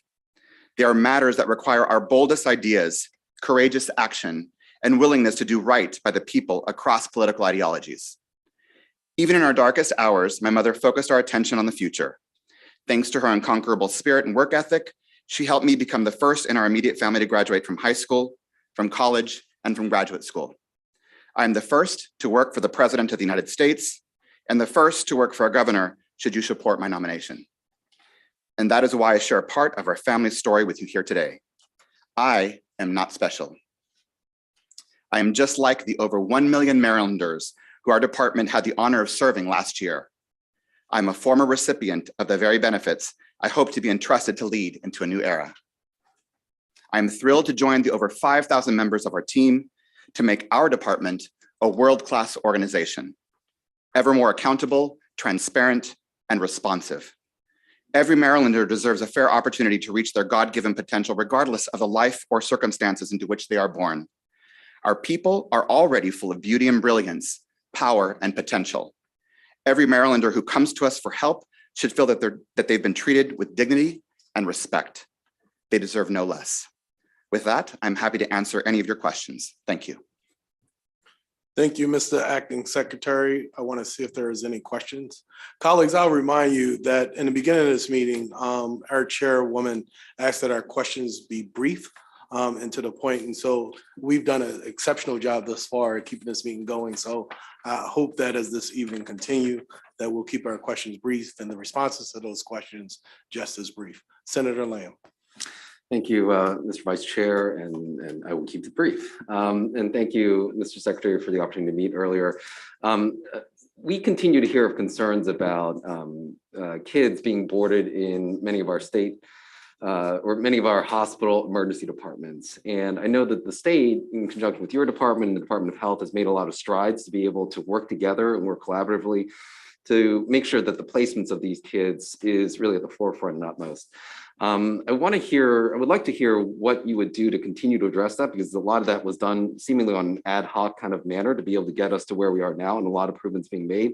We're also hearing more recently reports that there are kids now being boarded in hotel rooms instead of the emergency department to be able to get them out as quickly as possible, which is a Band-Aid, but I think continued effort needs to be made, and I'm sure that your department will continue to lead up that effort as well. Thank you, Senator Lamb, for that question. Indeed, unfortunately, we are experiencing a period of transition around this issue. Just this afternoon, myself and our team were presenting to the House of Delegates on this exact issue. Over the course of the last couple of months, there has been a tremendous amount of proactivity between our department, the Department of Human Services, the Department of Health, Department of Juvenile Services, and the Department of Education to make sure that we are looking at a comprehensive solution. On my first day in office, I sat down with the heads of our administrations to make sure I could better understand what was going on, because I came into the role understanding that there was a risk of a lawsuit. Part of that is making sure we are proactive, are developing a comprehensive plan for the state of Maryland, and making sure that no child uses the hospitals or hotels or anything else for a permanent placement. That is not where any child should be raised. That is not a permanent placement, full stop. We must be aggressive about the way in which we are expanding the qualified pool of qualified residential treatment providers, working with our partners and contractors across the state of Maryland to ensure that we're doing our best to serve children here in the state of Maryland, to continue to reduce the number of out-of-state placements, and to make sure that we are being accountable and deliberate about curating all the services for every child with complex mental health and behavioral health needs. If we were to invest on the front end, we would never have to get to a point where those children, our children, need to be hospitalized at all. Thank you, and I appreciate the enthusiasm by which you're tackling this problem. Thank you, Senator. Are there any additional questions? Seeing none, thank you so very much. Thank you. There's one more. Oh, Senator McKay. My apologies. Thank you, sir. So we had a good interview, and I appreciate that. Sure. Obviously, we had talked about the children in the hospitals and being housed there, but we also had a conversation of our state workers, making sure that they are protected and they're not put into it. Is there anything you'd like to expand about that? And we were talking about our clients, but I'm also worried about our state workers and their safety. Absolutely. Thank you, Senator McCray. And indeed, we had a great conversation about that. And I shared with you then, and as well as many other senators, sort of my 3 Ps, how I keep it straight, which is the first is investing deeply in our people, the clients we serve, but also the staff who work there, and make sure that we're providing the kinds of services. The second is once we ground ourselves in youth and family voice, making sure that we're influencing our policies. And the third is practice, how we implement practice across the state of Maryland. Specifically on the issue of our staff, as many of you know, the state of Maryland has a significant number of vacancies.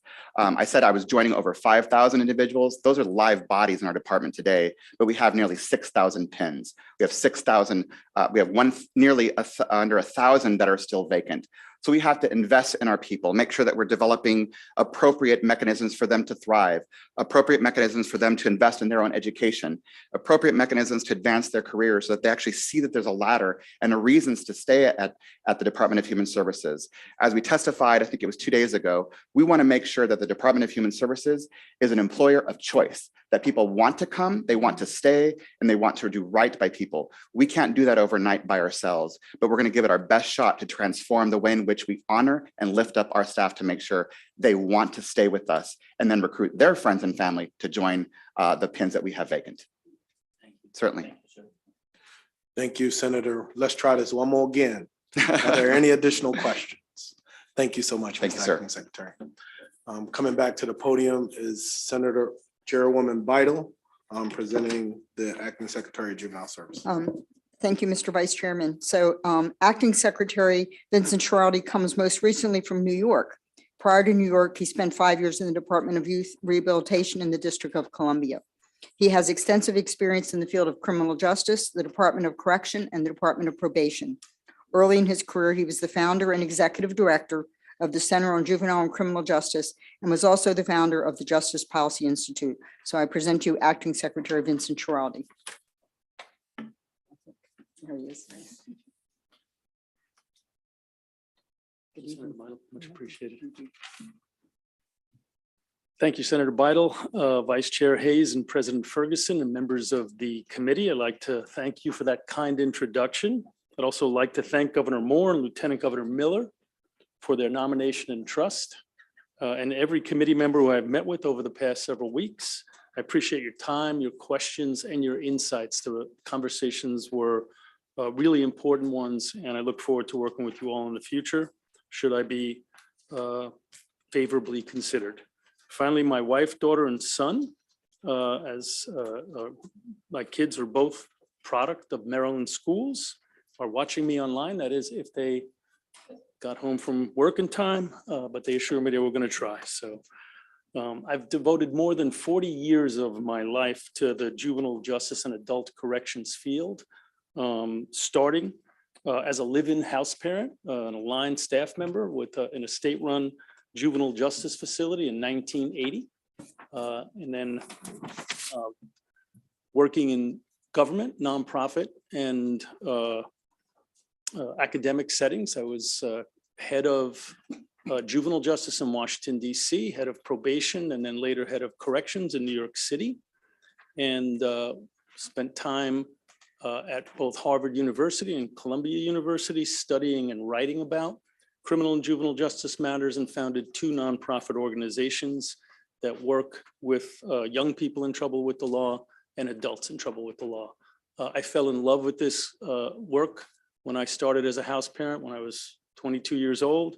I'm still in love with this work. I think there's a lot of things we can do to help people turn their lives around, and that's why I stand here before you today.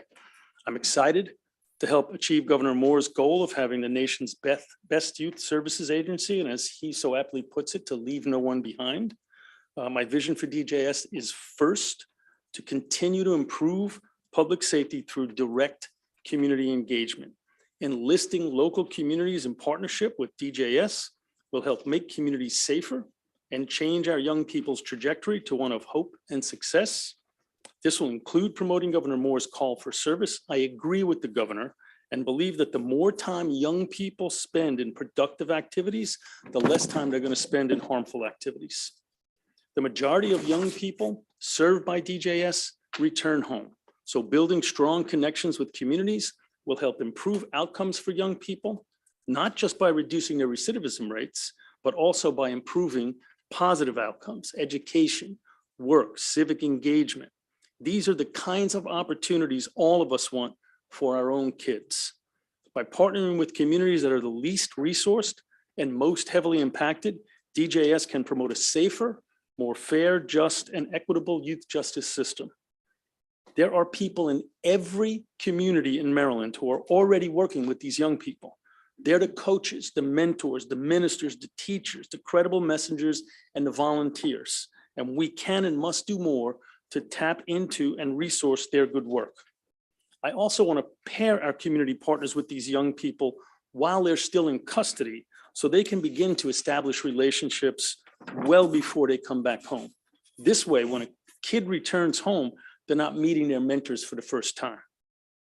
Second, I want to reduce idle time at DJS facilities. I want to work with Juvenile Services Education Program that you all established last year, and with DJS staff at all levels, from line staff up to facility superintendents, from teachers up to principals, to create additional educational opportunities by adding voluntary clubs after school like robotics, theater, its academic style contests, and sports leagues. My experience tells me that when kids in custody are productively occupied, youth facilities are more peaceful and safe, and young people return home in a better place. Third, I'm also committed to finding solutions to address the needs of the young people who, despite being the smallest percentage of the DJS population, are sent to us for violent offenses, as well as youth under age 13 who have been diverted by the recent law change. In my conversations with all of you, no one didn't bring this population up. Everybody talked to me about these groups of, two groups of young people. I respect that. I hear that. And I agree with your concerns about these young people. I'm committed to work with all of you, my staff and Maryland's communities to address these concerns. Fourth, none of this happens without an adequate workforce. I pledge to you that one of my top priorities as secretary will be to fill our vacancies and empower our staff to have more input into the direction the department takes. Staff are our most valuable resource, and we need to make sure that they are supported, and in turn, that they support our vision, mission, and goals. I'm committed to fostering those relationships. Look forward to starting an inclusive agency strategic planning process to chart a course for DJS into the future with input from those staff, as well as from families, youth, communities, and legal system stakeholders. I'm proud to call Maryland my home and would be honored, and I do live in Maryland, by the way, and would be honored to serve as secretary under the Moore-Miller administration. Senators, I respectfully request your favorable consideration of my nomination, and I thank you. Thank you. I will start with questions from Senator King. Thank you. Enjoyed meeting with you last week. Same here, Senator. The legislature recently shifted responsibility for the juvenile services schools to the Department of Juvenile Services. What is your plan to make sure that children in the juvenile services system have access to robust educational opportunities? Thank you for that question, Senator. I got to spend 11 hours at Cheltenham last week, and a lot of that time was spent sitting down on teachers' desks and talking to them about the work, what they need, talking to the young people about how they feel about the schools. I was really glad to hear that the young people spoke highly of the schools, and just walking through that one school, and I'm going to visit every single facility. It was really good to see that the classroom felt like a healthy, positive place. My mom, my brother, and my sister were all teachers, and I know what a good classroom smells like, and they smelled like good classrooms. So that was great. Yeah, it really was. It was hopeful to see, because you never know what you're going to see when you walk into a place like that. We're just beginning. It's only been 7 months since JSEP stood up. I'm a member of the board. I went to my first board meeting last week as well. And I think that there's a lot of excitement about the possibilities there. I think the after-school programming is exciting a lot of people. It'll be voluntary. The staff don't have to stay after school, but if people want to set up a club. So that's just the beginning of sticking our toe in the water. But I think there's going to be more and more done to have a positive handoff when the kids return back home, so they can continue in school, to have a lot of kids get their high school diplomas. I think there's a bright future ahead, and I think that the legislature's move to give that to the department will make it mesh much more well with what we do on a day-to-day basis. Okay, thank you very much. Thank you. Thank you. And next we'll have Senator Smith. Thank you, Madam Chair, and good evening. It's good to see you again. Good to see you. You live in Baltimore now, but you lived in my district for 15 years. So I thought I was going to have the honor of presenting you tonight, but that's, I'll still claim you anyway. Okay. I accept that. You're coming from an academic center. You've had posts at Columbia and Harvard, but you've also had practical experience in California, New York, and Washington, D.C. And it's the practical experience that I really want to focus in on because of the challenges facing the department. You mentioned some of the reforms that we did just this past couple of years. And if we're looking toward further reform, it's completely dependent on your department's ability to effectuate and implement some of those challenges. So I would like to just speak very briefly to some of the more pressing and urgent needs of the department in order to essentially put into place some of the reforms that we passed just this last year. And I'll leave it at that. Sure. I think that I'll use the young people under age 13 as an example. I think that's a good one. There's a lot of discussion about how nothing can happen to young people under age 13 if they break the law, and that's just not true. And we need, as a department, to get out there with the proper information to the people who would be making those referrals to our department, which is mostly the police, the schools, and the families, and inform them about the various things that we actually can do with young people under the age of 13. That includes us serving them informally as a department, because we're allowed to provide services to them, but also in filing a children in need of supervision petition, a SINS petition, which really opens up a broad array of services that the department has to offer. Pretty much everything we can do with a delinquent youth, a kid who actually has been brought into the delinquency system, other than put them in a locked facility. It's the only thing really that we can't do under the new law. We just haven't really done quite the job we should have as of yet, communicating that to the people who are, some frustration out there. And so that's really going to be something that we work hard on. We're creating a bench book right now. We're going to do a bunch of lunch and learns around the state with those referral sources. And I think that should at least provide better information to people who are out there. I think I appreciate the answer. It's very good. And I look forward to continuing the dialogue on this and many other things. So I appreciate that. And I'll just say that I'm proud to support your nomination. So thanks, sir. Thank you, Senator Smith. Next, we have Senator Reedy. Thank you, Madam Chair. Thank you for coming to see me a few days ago. We know we discussed some issues, but I wanted to kind of circle back on some of what you've written a lot, and you've been involved for many years in this field. One of the things that was attributed to you, I don't know if make sure it is, but you talk about envisioning a community-centered future for juvenile justice with healing and resiliency rather than punishment and surveillance. So punishment and surveillance sound very negative, but for a lot of the people who are suffering with dealing with a lot of outbreak of juvenile related crime, it doesn't sound so bad. So how would you plan to replace punishment and surveillance with healing and resiliency? What part of that, how would you do that? I think we need a balanced system for young people in our state and in our country. I think that in the past, our systems swung too far in one direction, and we just need to bring some balance back to that. So for example, of course, we still are providing both secure custody, even locked custody for kids, as well as supervision on probation. But we also need to help these young people turn their lives around, because they're not going to be with us for very long. I mean, a year or two in a life of a young person's a heartbeat. They're going to live in their communities for the rest of their lives. And if we can pair them with the kinds of people in those communities that are going to mentor them in the right direction, we'll get a much bigger bang for our taxpayers' buck than we will just checking boxes and supervising them for a short period of time. Thank you for that answer. What would you say, what's the contingency?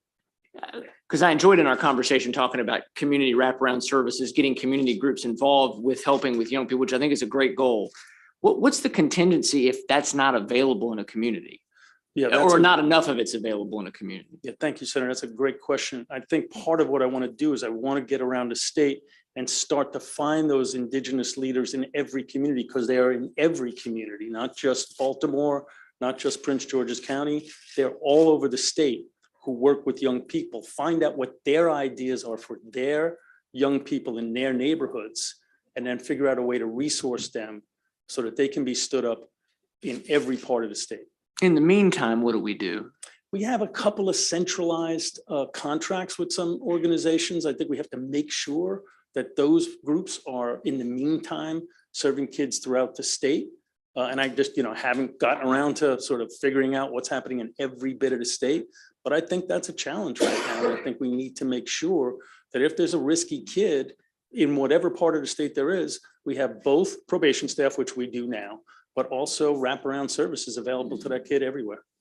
And Madam Chair, I'll conclude with this, just to kind of tie it all together. I think with our dialogue here is, the term restorative justice, you've used it, we've all heard it, and we worked on criminal justice reform years ago in Maryland, was actually very bipartisan. Restorative justice was part of that. Part of restorative justice, as I always understood it, was part of it was, we want to restore the person, but they've got to make amends. They've got to learn to take accountability and make amends. And when you talk about balance, and not just you, but other people that talk about balance, I feel like our balance is way off in a different direction than maybe you feel like it's way off. Can you talk about how can we do a better job in the juvenile services in DJS of the making amends part? Yeah, I mean, we need to have the opportunity for people who have been victimized, if they want to face the person that's victimized them and to work out what would make them whole in that circumstance. So I've seen many restorative practices where young people are actually in dialogue with people who've been victimized by crime. And there can be an apology letter, they can paint the store that they graffiti, they can pay back the stuff that they stole. There's lots of different things that young people can do to restore those victims. And I think that victims deserve that. Thank you for your answers. Thank you very much. Thank you for your time, Senator. It was a really interesting meeting, a rapid fire meeting, but a really interesting one. Thank you. And Senator Crozier, you have the next question. I'm going to ask you to keep your question concise because I have a couple more senators that we just need to keep moving. Thank you. Thank you, Madam Chair. Public safety is job number one for all of us involved. And we've talked a little bit about the balance. And I have to tell you, many of my constituents believe that the balance right now in society between rehabilitating the offender and to protecting the general public is out of whack. So many in Maryland don't think we're doing enough to protect them against violent offenders and violent juveniles. So my specific question is, what are your specific plans and approaches to violent juveniles? Absolutely. So the courts give us the young people and they put them where they believe they should go. So sometimes that's in custody, sometimes that's in the community. If they're in custody, I want to expand the kinds of programs that are going to help those young people turn their lives around. And then when they return back to the communities, I want to make sure we're wrapping reentry services around them, aftercare services around them, so that, first of all, we know what they're up to, particularly the high-risk ones. And second of all, we're giving them every opportunity possible to make a better choice so that everybody in their community is safe. That's the ones the courts give us that go into residential, including locked custody. The ones that are in the community, again, we need high-intensity wraparound services for the highest risk young people. And as secretary, I need to know what's going on with every one of our highest risk young people. And I am pledging to you that I am going to know what's happening with them all and that we're going to have high-intensity services for them wherever the courts put them. It's part of your responsibility to make sure, as you're tracking them with all the additional services, that the whole public safety, the protection of the general public. The general public and their communities too, both. And I think that what's important there is that we make sure that we know what's happening with each of those very high-risk kids. If we know nothing else, we need to know that. Thank you, Senator. Senator Rosapep, you have the next question. Thank you, Madam Chair. I actually don't have a question. I just want to make a brief comment. I never met Mr. Schiraldi or ever heard of him until he came to visit me. But then I see in the stack of letters here, a strong endorsement, someone I do know very well, which is Professor Peter Leone at the University of Maryland, who is an expert in this field. And he says he's worked with Mr. Schiraldi over the years and has the highest regard for him. Therefore, I do too. Thank you, Senator. Thank you, Senator. Finally, we have Senator McCray. Thank you, Madam Chair. First, it's great to meet you. And I just had a question in reference to, we all know that there's an uptick in reference to juveniles around shootings from that standpoint. A lot of focus is always on the shooter themselves, but I think about the victim. And having a very good relationship with past Secretary of Ed, being able to understand what is the after actions that were taking place with victims that were under the purview of DJS from that standpoint. Is there anything that you can contribute to some of the things that you may see as best practices that we aren't doing here in Maryland that you would like to add that can add value to what we are doing around after action victims? Yes, juvenile victims, under your purpose. Sorry, thank you, Senator McCray. Yeah, I think that, we can learn a lot of lessons from some of the violence interrupter approaches that are going on. Our kids are not always the shooters. Sometimes they're actually the victims. And many times they're more likely to be the victims than the actual shooters. But when we see those violence prevention efforts going on throughout the state, getting right in there right away and interacting with the victims and interacting with potential other victims to prevent sort of back and forth shootings. We need to learn a lesson from that immediate responses and on the ground community work with victims and with potential perpetrators is a key to reducing subsequent violence. I think we need to partner up with those kinds of efforts, and we need to lead some of them ourselves. So that's just a sort of broad example, but I'd be happy to talk to you more about that, Senator. I will welcome that. Yeah. Thank you, Madam Chair. Thank you very much. Thank you for answering the questions. Is there anything else? Okay, thank you very much. Thank you, Senator. Next, I have Senator Hellerman. It's your night tonight, Senator Hellerman, representing Carolyn Scruggs. If I need any secretary's contact information, I'm just going to call you, Senator. Just call Hellerman. me. This is the last time you're going to see me tonight. Good evening, Madam Chair, Mr. Vice Chair, members of the committee. I am very happy to be here to introduce my constituent, Ms. Carolyn Scruggs. She is the acting secretary of the Department of Correctional Services. She is locally educated. She went to Coppin, she went to Towson. She has served in the field of public safety for more than 25 years. She started out as an educator in Baltimore City Public Schools. She was a district court commissioner. She worked for the Department of Transportation. She was worked at Baltimore Central Booking for 4 years, at CJIS, Criminal Justice Information System. She was the assisting and acting warden at Central Booking. She served in pretrial services. This is a person who knows this system inside and out. She has served in reentry capacity. And so I'm very pleased that she is going to, with your blessing and all of our blessings, continue her service as the Secretary of the Department of Public Safety and Correctional Services. Without further ado, Ms. Carolyn Scruggs. Thank you. Good evening, Chairman, Vice Chair, members of the Executive Norms Committee. I'm truly honored to be here this evening and to have been chosen by Governor Moore to lead the Department of Public Safety and Correctional Services. Again, much appreciation to Governor Moore and Lieutenant Governor Miller for this nomination. I would like to thank Senator Hettleman for her support and her kind remarks. May I introduce to you with me tonight are my mother, Bernadine Scruggs, my brother, Calvin Scruggs, and my niece, Kaylin Scruggs. I want to thank them for their support and their love through this 27-year career I've had with public safety, because you know it can be very challenging, long days, long nights working within our facilities. I am a 30-year state employee, and 27 of those years have been in the Department of Public Safety and Correctional Services. As you have my resume, I won't go through that entire career with you. I think the senator has highlighted some of that already for you, but I would like to tell you some of the things that I have done. Before this appointment, I was actually serving as the Assistant Secretary for Programs, Treatment, and Reentry Services within the Department of Public Safety. As the Assistant Secretary, I was able to facilitate reentry services and programs within our correctional facilities.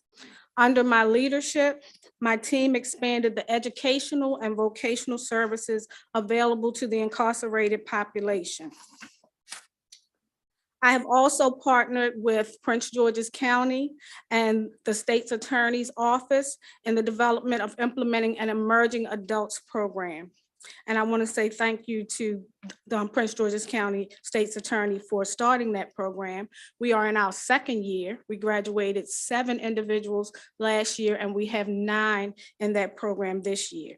This program intervenes with incarcerated individuals to provide them with services they need to address the root of their involvement in the criminal justice system. And these are individuals that we know are going back to Prince George's County and what their return dates are. Pathways to success are important in the development of community. My team and I continue to develop reentry programs that provide incarcerated individuals with opportunities. When I began my career with DPSCS 27 years ago as an officer in the arrest booking area, I never expected to be appointed Secretary of the Department and lead such an amazing staff. I am confident that my integrity, my passion, and the career that I have spent in this department will help me and others be prepared to take us to the next level. I leave you with something that Mom always told me. Who would have ever thought a little girl from East Baltimore would have rose to this level? But never let a zip code define what you can do. I hope that you consider me as nominee for this position. Thank you, and I'm happy to answer any questions. Thank you very much for your comments. You have wonderful letters in our packet, by the way. Just Thank you. One great recommendation after another. Senator Smith, you have a question? Sure. Thank you, Madam Chair, and good to see you, You as well. Madam Secretary, and it's good to see your family as well. And so congratulations on the nomination and on a long career of public service. I just wanted to float something on your mind. You've probably heard this before about the pre-release center, the Women's Pre-Release Center. I'll be following up in writing. I just wanted to put that just kind of top of mind for you, but I'll be following up with a couple questions in writing. Sure. Thanks. Senator Smith, Senator McCray. Thank you, Madam Chair. Just a quick comment. Madam Acting Secretary Scruggs, I just want to say the whole East Baltimore has text, called, and I've told them that you also have my support, but I look forward to tonight where I could just show that through action. Thank you again. Thank you, sir. Thank you. Senator Lamb. Thank you, Madam Chair, and thank you, Secretary Scruggs, for the opportunity to meet earlier. And mine is to kind of dovetail on what Senator Smith was asking about as well, about the Women's Pre-Release Center. I know a few of us in the legislature are keenly aware of that and following it.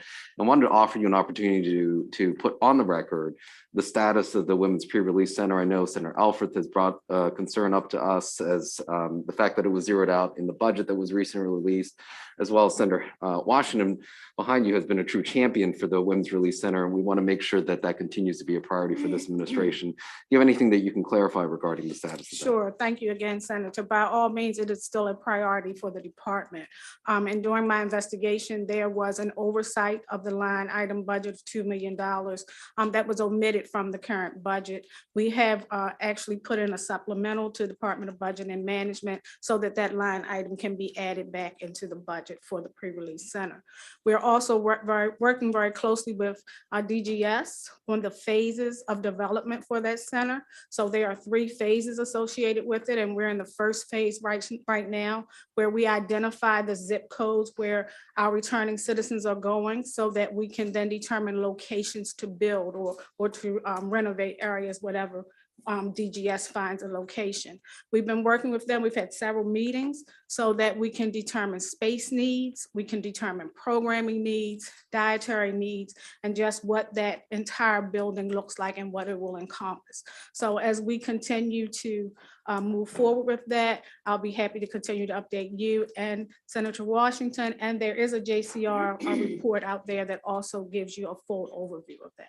All right, thank you. So we can expect to see this in a supplemental coming forward, and expect that this doesn't delay the planning for the Women's Pre-Release Center. No, sir, it will not delay it. Thank you. Thank you for that question. And I think the final question is Senator Carozza. Thank you, Madam Chair. Madam Secretary, I really want to thank you. We had a very candid conversation where we focused on some challenges, workforce challenges, and that's my question tonight. I just want to go back to the concerns that I hear from ECI, Eastern Correctional Institution, that I represent, where we want to make sure that those correctional officers stay for the long term. And this whole recruitment and retention has been a challenge. And I think, we've made some real efforts on the recruitment of new, but one of the one of the unintended consequences is that some of the longer term correctional officers are turning down supervisory roles, or they're seeing the new ones come in making salaries that they're thinking what their step increases should have been. So I wanted to ask you, what specifically can we do to keep that that institutional knowledge, those correctional officers on for the long term? So I'm really talking more about the retention piece of it. And also, we had a very candid conversation about wardens, and I would like on the record for you to share your expectations of the wardens at these institutions. Thank you, ma'am. So for retention, I'll use myself as an example, and I hope that I become an example for our correctional professionals that work within each of our facilities. I thank again Governor Moore for reaching down into our department and for the first time pulling up someone who has been in this department from an officer and taken other pathways to success right in this department. That alone should open the door and to allow our individuals to see that they can have other pathways to success right here. We're going to focus on retention. We're going to look at using those people that we keep to become the ambassadors to then help us with recruitment. They will then bring in their loved ones, their families, their friends.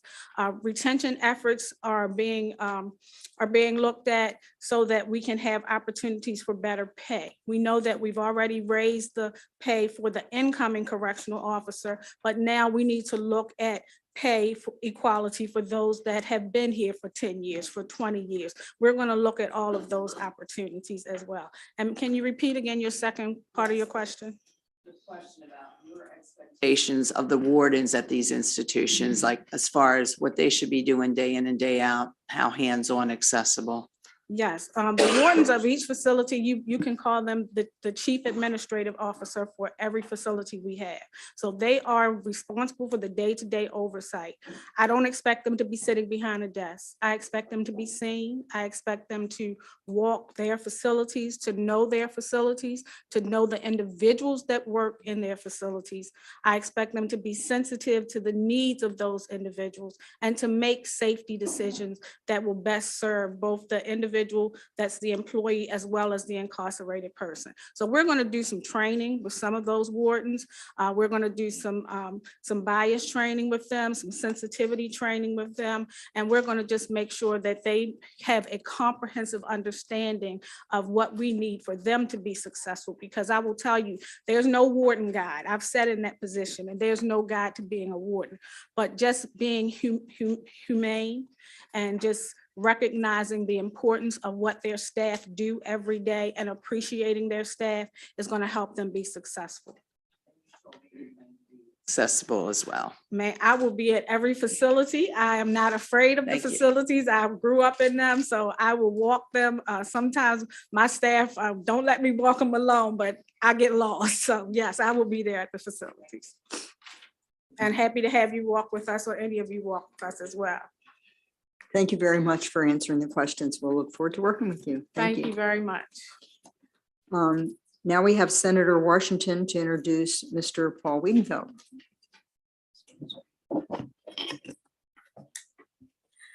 Hello, colleagues. It's a real honor and almost a surprise. This is part of the new 43rd District. I'm honored to present to you there you go. Mr. Paul Wheelfeld, who is the acting Secretary of Transportation. And while all of the secretaries and departments are key to the success, transportation with its $16 billion capital budget, the role that transportation plays in job access, in healthcare, in access to schools, to entertainment and family, this position is very, very important and key to a more equitable Maryland. I believe that Mr. Wheelfeld has the background, the range of experiences to meet the challenges that we have in the state of Maryland.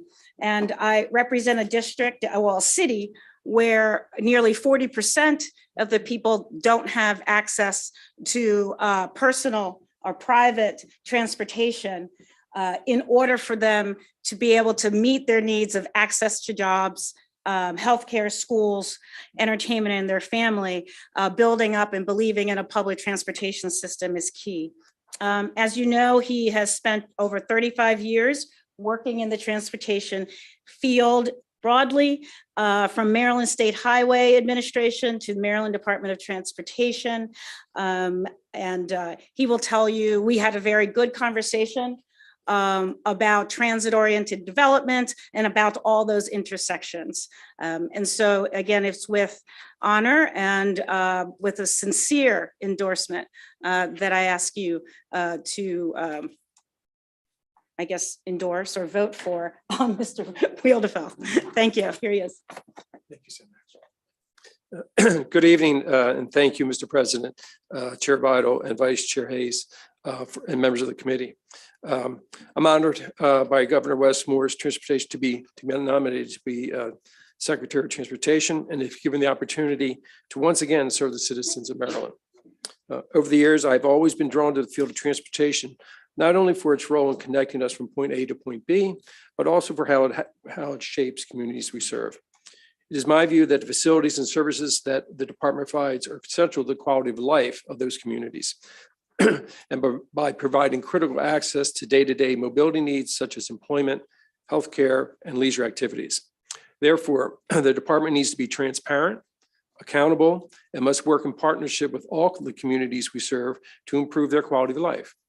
So if confirmed, I will strive to transform the department to an industry leader in collaborative planning, designing, construction, and operating of transportation facilities and services. And to manage the department as a tool that enhances social equity, environmental protection, sustainable communities, and economic opportunities for all. And let me just give you one example, if I could, of economic opportunities for all. When I joined Metro several years ago, for instance, our minority business program was underperforming. We had a goal of 25%, and we were basically averaging under 17%, meeting that goal. The last year that we have data available, which was basically 2021, I believe, we had increased that to over 33%, because it was a major focus of mine. Going down there, I was very surprised that they were not at the level that I was used to at the state of Maryland, to be frank, in delivering in that commitment. So I will continue to do that in this new role. So in closing, I ask for your support in granting me this opportunity and for your continued partnership in serving the people of Maryland. Thank you. Thank you, Mr. Wiedefeld. Do I have any questions from Senator Feldman? Thank you. Thank you, Mr. Wiedefeld. And, we're streaming, and so I think it's important. I just do want to get two issues out on the table, get you on the record for folks watching you back home. First of all, I think a huge issue sort of left outstanding, which it remains a little unclear on the new administration's position, is the whole American Legion Bridge 495-270 conversation. And so I want to put that out there. And then let me throw a second issue. You can answer all in one big answer. We worked together along with Delegate Corman a few years ago on the dedicated funding for Metro. But since that time, it appears, at least from the outside, that there is one crisis after another, whether it's budget, reliability, service. What is the biggest challenge facing WMATA today in that system? And what role does Maryland, along with DC and Virginia, what role do we have to try to get that system up and running? You are uniquely positioned to answer that. So those are two big issues, but I want to get you on the record as best you can to respond to both of them. Thank you. Senator, thank you. On the first issue, I really need to get out and meet with a lot of the stakeholders, concerning that project, meaning the American Legion Bridge 495 and 270. I think we build a consensus on what we want to do there. As you know, the two phases have some different viewpoints. So I want to do that immediately. And then we have to reach some closure on that and move forward, whichever way we're going to move as a community. So again, it's working in partnership to decide what we want to do there. In terms of Metro, I think, to be frank, the largest issue with all the issues that you mentioned, and they will come in, it's a very large organization with a lot of moving parts. But at the end of the day, the biggest challenge I believe they face right now is a change in the marketplace and the financial stress that's going to put on that system, which then means the financial stress, the stress it's going to put on the services we provide down there. Because you have a system that was built primarily to serve that does primarily serve the federal workforce, and that workforce has not come back and may not come back, much less, because it's unique in Washington area because we have that. And then the other pressures we have in transit with the changing workforce travel behavior. So those leave very large financial stresses on that organization, even beyond what we have in Baltimore because of that federal element of it. So that will be one of the largest ones that the region has to come to deal with. Thank you, Madam Chair. Thank you, Senator. And now I have Senator Hershey. Thank you, Madam Chair. I just want to follow up with my colleague on big statewide transportation projects. And Acting Secretary Wiedefeld, I appreciate the conversation that we had, but just again, to be on record, last June, it was announced that the MDTA and the Federal Highway Administration were immediately launching the $28 million Phase 2 NEPA study for an additional Bay Bridge crossing. And again, I wanted to just make sure that you didn't see any reason on why that would be halted, slowed down, or stopped. under your leadership at MDOT, if confirmed? Not with what I know today, to be frank. That's a very, very large project that is of statewide significance. So I think it's got to be thought in that context, and I will be doing that. Appreciate it. Thank you. Thank you, Madam Chair. Thank you. Is that everybody? Senator Lamb. Thank you, Madam Chair, and thank you, Secretary Goodfellow, for the opportunity to meet earlier. I wanted to follow up on an issue that's been in press reports quite a bit when it comes to the airport concessions operations contract that's coming up for reconsideration or renewal by the Maryland Aviation Administration. And I'd like to hear how you plan to approach or review the proceedings up to date with regards to how that contract and RFP has been handled. I am looking into that right now. As you know, it's in some different courts as well. So I don't want to go too far into it, but we will come forward with a path forward there. That concession program is very important to the revenue side, but also to our customers. So we've got to get it right. So we will be looking at that very closely on the next step with that. And again, within the context of some of the court proceedings that we're involved with right now. How do you plan to restore confidence in how that contract was handled? I think that we have to restore confidence in all the contracts that we do. We have a very strong history in the Department of Transportation of doing contracts the correct way. And I think we will continue to do that. Okay. And then my last question concerns BWI airport and noise. And I'd be remiss if, Chair Beidel and I shared this concern with many of our constituents, some who may also be watching as well. We continue to, particularly in Howard County and also parts of Anne Arundel, have heard from many constituents who have continued concerns about the next gen flight path system and how that has led to continued noise over their communities. The MAA also has a difficult juggling act to both balance being a regulatory agency as well as being an advocate for aviation here in the state. How do you plan to approach that with partnership with MAA, granted recognizing you're at the departmental level?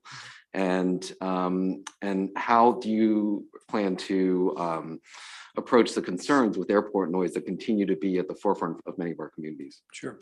I think we need to be together with the Federal Aviation Administration, the Maryland Aviation Administration, and the community to understand what that next gen, the impacts of that, what can be done to minimize that as much as can, but we have to get people around the table to do that. So that is what I support, that's how we have to approach that. Okay, would encourage you to continue to work with our local communities on that. Exactly. Thank you. Thank you, Senator. Mr. Wiedenfeld, I really have enjoyed working with you in the past. You were at the airport when I was on the council, and we've worked together for a long time. And I have a really simple question. The governor has put a significant amount of money into the supplemental budget for transportation. The thing I hear most about is the condition of our roads. We talked about this, but the grass, the trash, the ramps, the major highways. Can we get your commitment that we'll do something to really clean up the roads in Maryland so we don't look like a third world country? Yes, you definitely have my commitment. I've already started to move on that with the contractual authority we have today, but we will be revisiting how we go about that whole approach. I really appreciate it. It's nice seeing you. Any other questions for Mr. Wiedenfeld? Thank you very much. Thank you. Our very last acting secretary of the day is Secretary Anthony Woods. So Senator Watson, would you like to introduce your nominee? Colleagues, it gives me great pleasure to introduce and to support the nomination of Acting Secretary Anthony Woods, representing the 23rd District from Prince George's County, boasting the highest number of veterans in the state of Maryland. I'm so pleased to stand here. Mr. Woods currently holds the rank of Major in the U.S. Army Reserves, 20 years honorable service to our country, serves as an intelligence analyst with the Defense Intelligence Agency, graduate of the U.S. Military Academy, master's public policy from Harvard Kennedy School, and an MBA from the University of Maryland. He achieved what I couldn't achieve. He is a White House fellow. I appreciate having him come to my office, hearing his vision, and sharing our shared experiences as members of the United States military. And I ask your support for his nomination. Mr. Woods.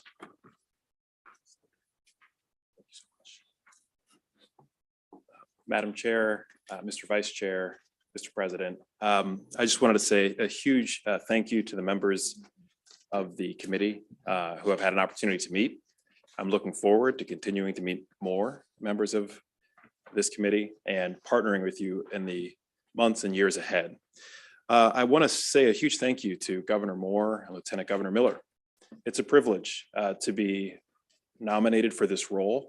I couldn't have imagined, as the son of a single mom who worked as a housekeeper, that I would be standing before you today with the opportunity to serve our 371,000 veterans in this manner. Military service changed my life. It provided the foundation upon which I built my career, and it changed and transformed the trajectory that I had, because of the circumstances I was born into. And so the opportunity to do my fellow veterans proud is one that I would hope to live up to and do my absolute best to do right by them. As you know, the mission of Maryland's Department of Veterans Affairs is to assist veterans, active duty service members, and their families and dependents in securing the benefits they've earned very hard in uniformed service. My goal, however, should I be confirmed, is not simply to meet this mission, it's to go above and beyond that mission, to do your constituents proud and to do the citizens of the state proud that their government can meet our obligations to our veterans. I think the Maryland Department of Veterans Affairs can play three fundamental roles in going above and beyond this mission. First, in elevating veterans as drivers of economic activity here in the state. That includes identifying ways to support the 50,000 veteran-owned small businesses that operate in this state, making it easier for those businesses to get contracts with the state, and building pathways for veterans into roles in both Maryland state government, of which we have many vacancies that we're all prioritizing filling, as well as companies in the private sector.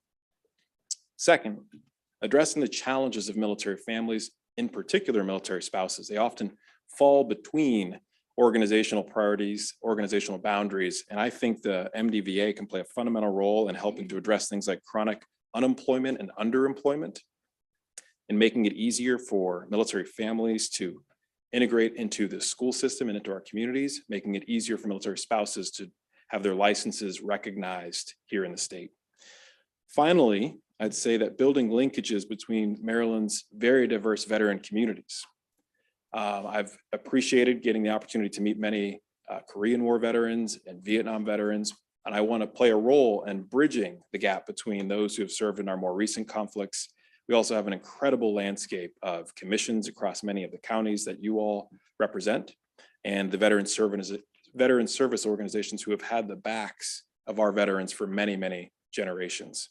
And so I look forward to partnering with you to deliver for our 371,000 veterans. I look forward to your questions, and thank you very much for your consideration. Do I have any questions from the senators? I do. I know that you've met with a number of the senators. I don't know if there are senators here that would still like to meet with Secretary Woods. Okay, so can we maybe get that done in the next 2 days? Just get those meetings scheduled. Would that work for you? That's perfect. I'll clear my calendar. If there are no other questions, that's the end of our hearings. Thank you very much. Thank you so much.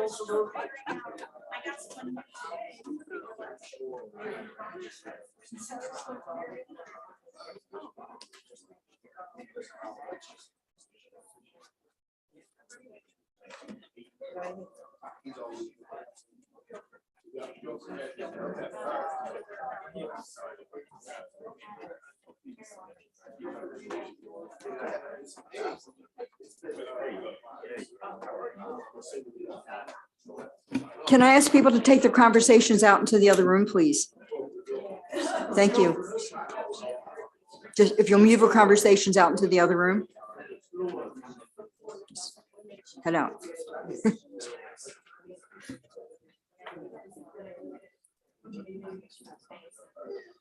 Is that nice enough?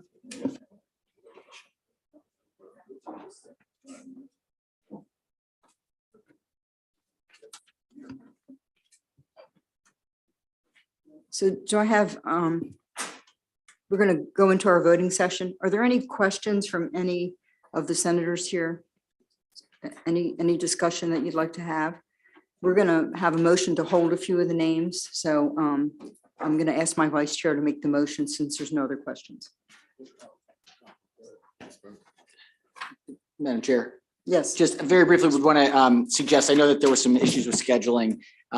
Certainly the Secretary for Veterans Affairs seems eminently qualified. Look forward to supporting him, but also want to make sure that senators have the opportunity to meet with him directly and personally. And so would ask that we hold him and then consider a midweek voting session so that we could, before the hearing, so that people, if there's follow-up questions, can do it. I know it's not a lot of time, but tomorrow or the next day to have a meeting with the secretary so we can have any questions answered before voting for him.